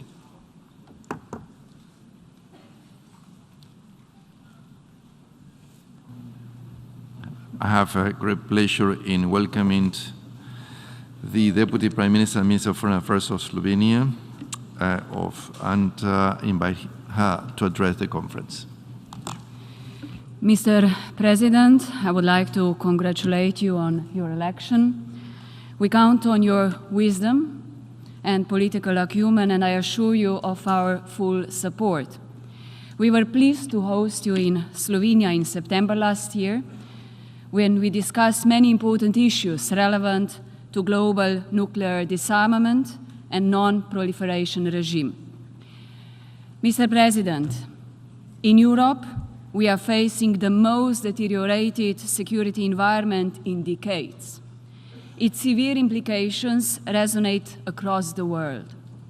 Slovenia condemns the unprovoked Russia's aggression against Ukraine, which is a flagrant violation of international law and global norms. We urge Russia to immediately cease its hostilities and withdraw from independent Ukraine's sovereign territory. Slovenia will continue to provide humanitarian support to the Ukrainian people, as well as support their inherent right to self-defense. We welcome the agreement to resume the grain exports through Ukrainian ports and the departure of the first ship from Odessa port this morning. This is an important sign that dialogue is possible in search to ease human suffering and to mitigate the risk of a global food crisis. Blatant violation of the Budapest Memorandum, unacceptable nuclear rhetoric, and reckless acts against Ukraine's nuclear facilities, which goes against the letter and spirit of the NPT, must stop. These actions further aggravate an already eroded global nuclear non-proliferation, disarmament, and arms control regime. The resulting security challenges call for a stronger, not weaker application of international law, norms, and institutions. Slovenia believes that it is high time to reaffirm collectively the NPT as the cornerstone of disarmament, non-proliferation, and peaceful uses of nuclear energy. We also need to make every effort to strengthen the authority of the treaty across all three mutually reinforcing pillars. Slovenia calls on all states, which still have not done so, to join the treaty as non-nuclear weapon states. Mr. President, Slovenia remains committed to a world free of nuclear weapons, in accordance with Article 6 of the NPT. We are convinced that achieving this goal is possible only through a progressive approach. We consider the efforts to advance strategic risk reduction arrangements as a concrete step towards this ultimate objective and not as a tool to replace it. Slovenia also fully supports practical approaches in this area, like the Stockholm Initiative for Nuclear Disarmament. Furthermore, we welcome the extension of the New START Treaty in 2021 and supported the relaunch of the Strategic Stability Dialogue, which has now regrettably stalled due to Russia's war in Ukraine. In our view, such new arrangements should address new strategic systems and include the participation of China. Let me also emphasize that as a country with a fully fledged civilian nuclear program, we stand ready to create new opportunities for other countries to benefit from peaceful uses of nuclear energy, science, and technology. This is all the more important in light of global efforts to achieve the Sustainable Development Goals. Slovenia will remain a steadfast supporter of the EIA peaceful use programs also financially. Out of further desire to contribute to the maintenance of international peace and security, Slovenia has decided to present its candidacy for a non-permanent seat of the UN Security Council for the period 2024-2025. Mr. President, there should be no doubt about the urgent need for the universalization of the Comprehensive Safeguards Agreement and Additional Protocol. Both constitute the current verification standard. We therefore call on the Democratic People's Republic of Korea to take concrete steps towards complete, verifiable, and irreversible denuclearization. Let me also underline Slovenia's firm support to the ongoing intensive diplomatic efforts aimed to preserve and restore full and effective implementation of the Joint Comprehensive Plan of Action. And Mr. President, in conclusion, the task before us appears almost insurmountable. However, we must not give up, but rather demonstrate our resolve to advance the NPT. It is also for this reason that all of us, states parties to the NPT, should work constructively to achieve a meaningful outcome of this review conference. Thank you for your attention. I thank the Deputy Prime Minister and Minister of Foreign Affairs of Slovenia for her statement and for the kind words addressed to the Presidency. May I request protocol to escort Her Excellency. I now have the honor to invite His Excellency Mr. Jeppe Kofod, the Minister for Foreign Affairs of Denmark, who will make a statement on behalf of the Nordic countries, followed by a statement on his national capacity. May I request protocol to escort His Excellency. I have great pleasure in welcoming the Foreign Minister of Denmark, and I invite him to address the conference. Mr. President, I'm very pleased to address this assembly on behalf of the Nordic countries, Finland, Iceland, Norway, Sweden, and my own country, Denmark. Allow me to congratulate you on assuming the office of President of this review conference. We are convinced that your able leadership will facilitate a successful outcome. Rest assured of our full support. Mr. President, the Nordic countries condemn in the strongest way the unprovoked and unjustified aggression of the Russian Federation against Ukraine. Russia's invasion of a sovereign state is a gross violation of international law, including the UN Charter, and it severely undermines European and global security and stability. We also condemn Belarus for its involvement in the Russian aggression against Ukraine. President Putin's threats of use of nuclear weapons seriously undermines and has a significant negative impact on the nuclear non-proliferation and disarmament architecture. Mr. President, 2020 marked the 50th anniversary for the Nuclear Non-Proliferation Treaty, the cornerstone of the global nuclear disarmament and non-proliferation regime. For half a century, the treaty has made people more secure from nuclear havoc, and it has facilitated peaceful uses. We must use this opportunity to commend its achievements and to strengthen the implementation of the treaty. In challenging times, it is more important than ever to safeguard the nuclear disarmament, non-proliferation, and arms control architecture. We are convinced that multilateral solutions and respect for international rule-based order are the best way to solve global problems. We strongly support all three pillars of the NPT and continue to promote a comprehensive, balanced, and full implementation of the 2010 Review Conference Action Plan. We stress the need to implement all obligations under the NPT and also comments made during previous review conferences. This includes concrete progress towards the ultimate goal of a world free from nuclear weapons. The Nordics have presented important and concrete actions to further the implementation of the NPT, including through the Stockholm Initiative on Nuclear Disarmament. The Stepping Stones working paper offers practical measures that can be taken to advance nuclear disarmament, build confidence, and lay the ground for even further steps. The Nordics also support the initiative's working paper on nuclear risk reduction. While not a substitute for disarmament, risk reduction is a step on the way. We urge the conference to consider the recommendations, which include a comprehensive process to follow up within the NPT.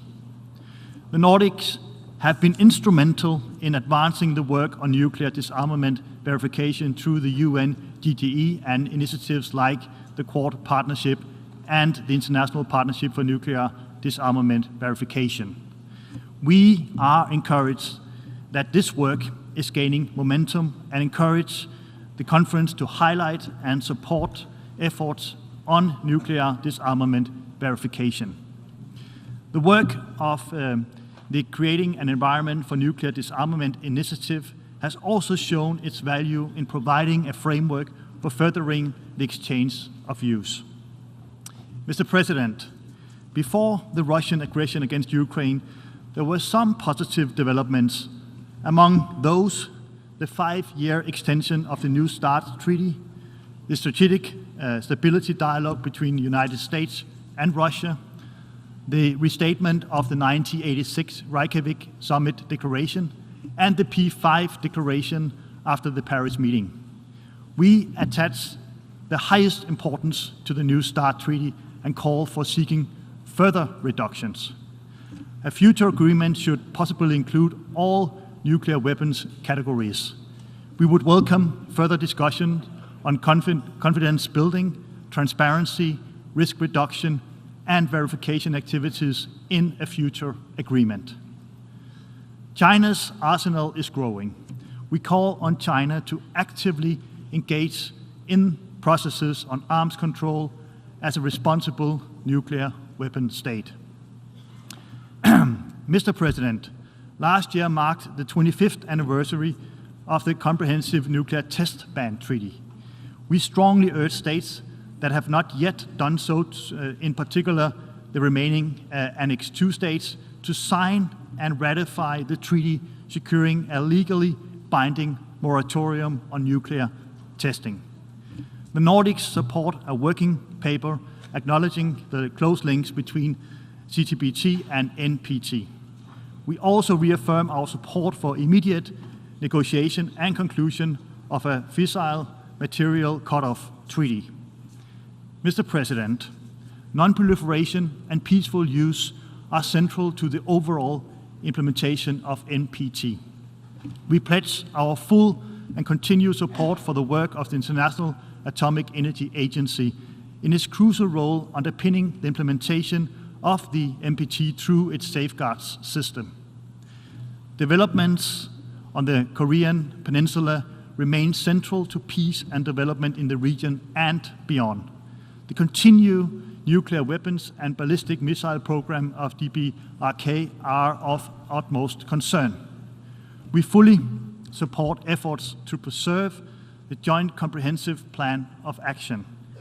We welcome the stated intention of the United States to return to JCPOA, and we urge Iran to return to full compliance without delay. Mr. President, we underline the strong role of the civil society. Gender equality, empowerment, and full inclusion of women and youth as the leaders of tomorrow should be the order of the day. Incorporation of a gender perspective will lead to more solid and sustainable outcomes and thereby strengthen international peace and security. The Nordics are strongly committed to working towards a successful outcome of the 10th NPT Review Conference. We stand ready to contribute to this goal. Thank you so much for your attention.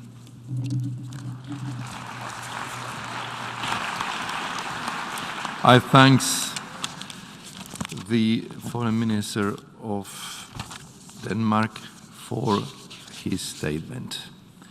And now I have the honor to invite His Excellency Mr. Antony John Blinken, Secretary of State of the United States of America, to take the floor.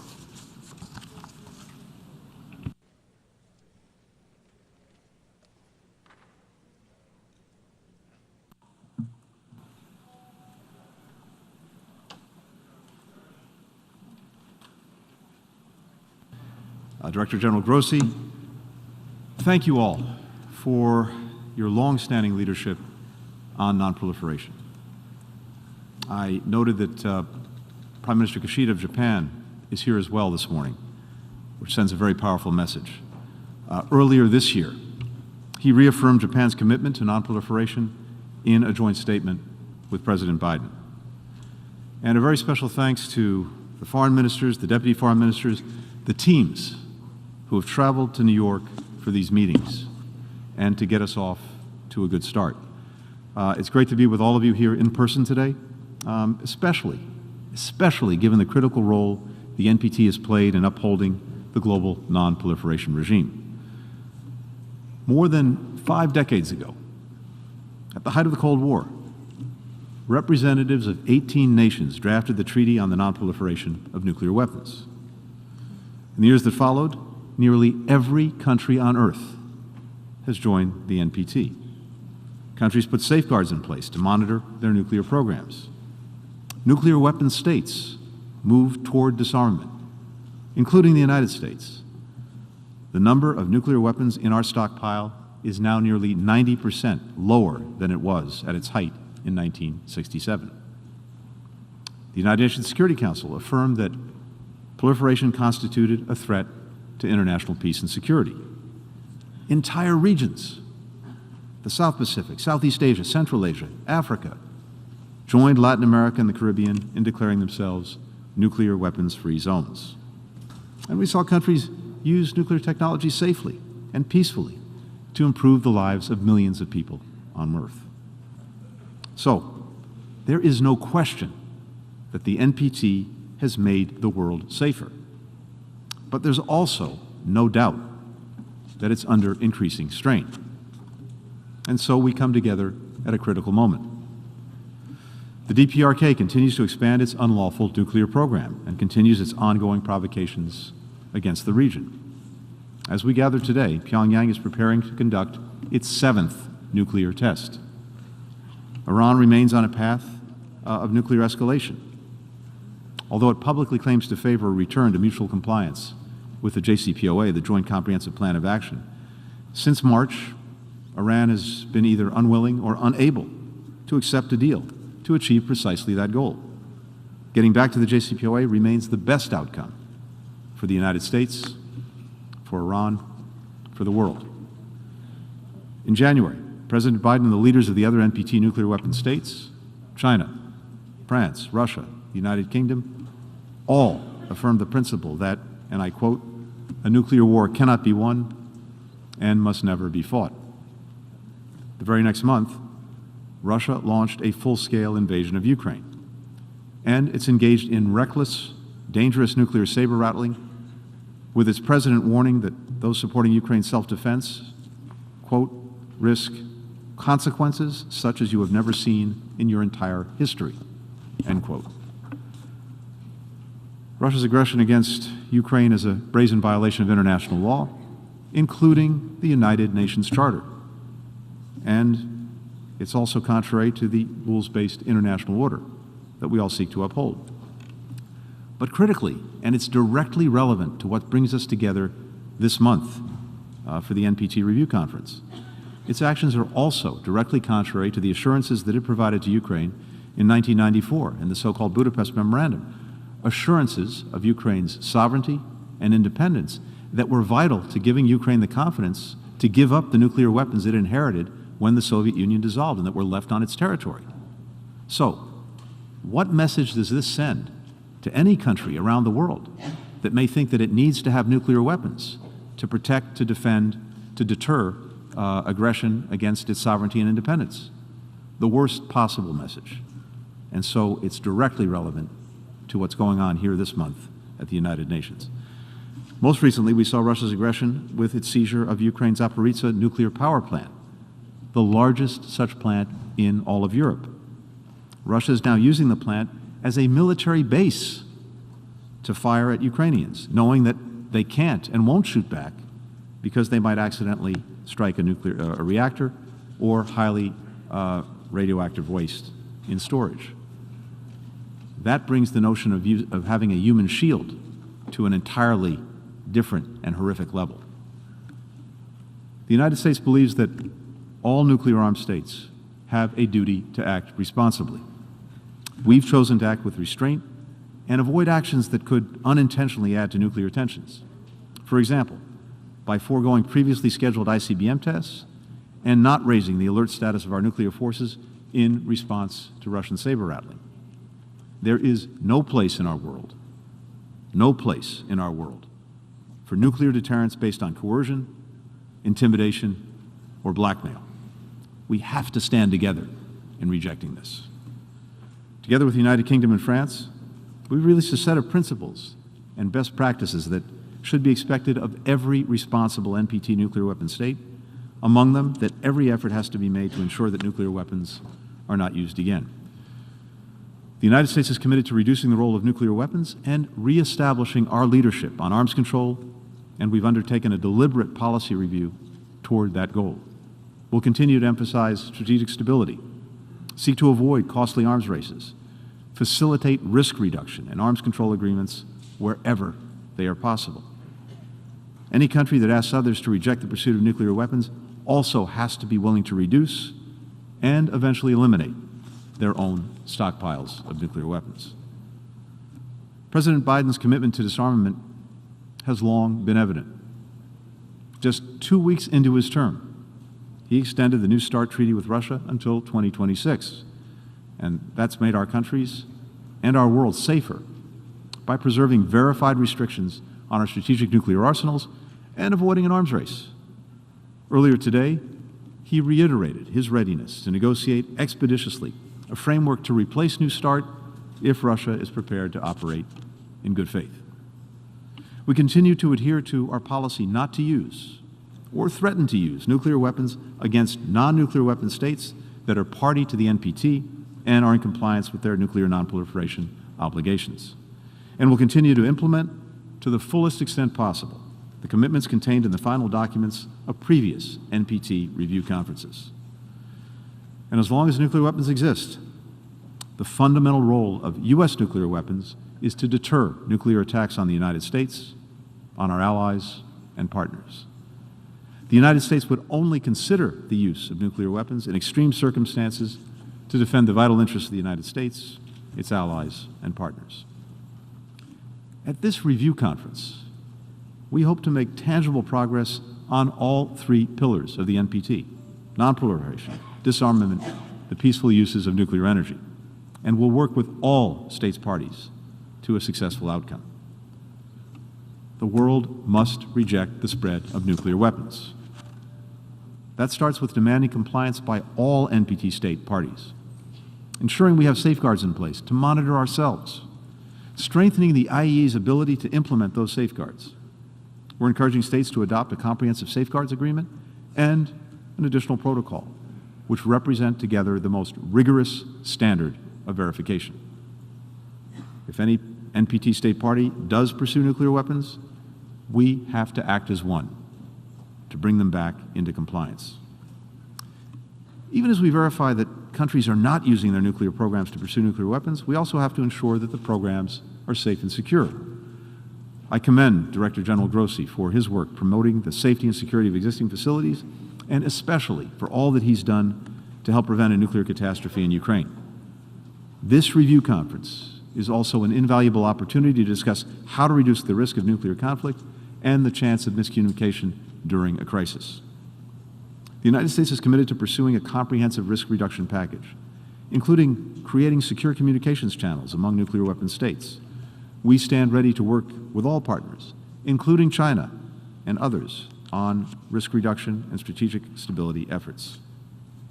As we look to the future, we also have to strengthen agreements preventing nuclear conflict and create new ones.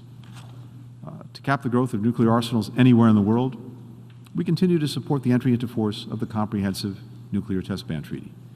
We also stand ready to begin working with partners to restart negotiations this year on the long-delayed fissile material cutoff treaty. Finally, we remain focused on enhancing the peaceful uses of nuclear technology. Nuclear energy technologies are helping the world to reduce its reliance on fossil fuels and fight the climate crisis, giving farmers new tools to boost crop yields and tackle global food insecurity, improving our ability to screen for dangerous diseases, and preventing the next pandemic. The United States wants to expand access to these essential benefits for NPT states parties. Together with the United Kingdom, we're launching the Sustained Dialogue on Peaceful Uses to find new ways to use peaceful nuclear energy technology to achieve the UN Sustainable Development Goals. We're also supporting clean energy innovations, like small nuclear reactors, to combat climate change, ensure reliable access to nuclear power.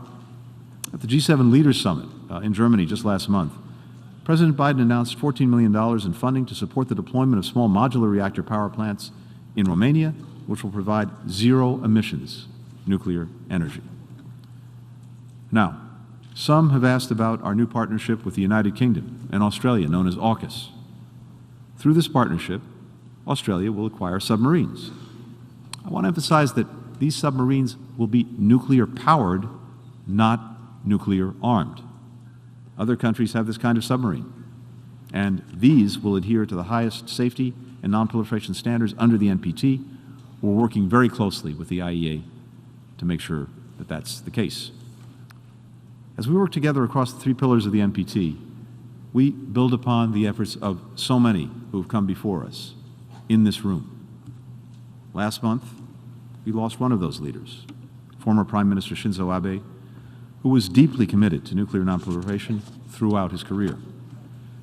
In 2016, Prime Minister Abe and President Obama made a historic visit to Hiroshima together, a place that represents the enormous destruction that nuclear weapons make possible. There, President Obama said, and I quote, "We must have the courage to escape the logic of fear and pursue a world without them," end quote. Prime Minister Abe said this: "We're determined to realize a world free of nuclear weapons, no matter how long or how difficult the road may be." That has to remain the charge for each of us here. To escape the logic of fear, live up to our responsibility to prevent nuclear conflict, to reduce nuclear weapons, to secure nuclear technologies, to advance peace and progress around the world. Thank you very much. I thank the Secretary of State of the United States of America for his statement and for the kind words addressed to the Presidency. Tengo ahora el honor de invitar a Su Excelencia, el señor Santiago Cafiero, Ministro de Relaciones Exteriores, Comercio Internacional y Culto de la República Argentina, a dirigirse a la conferencia.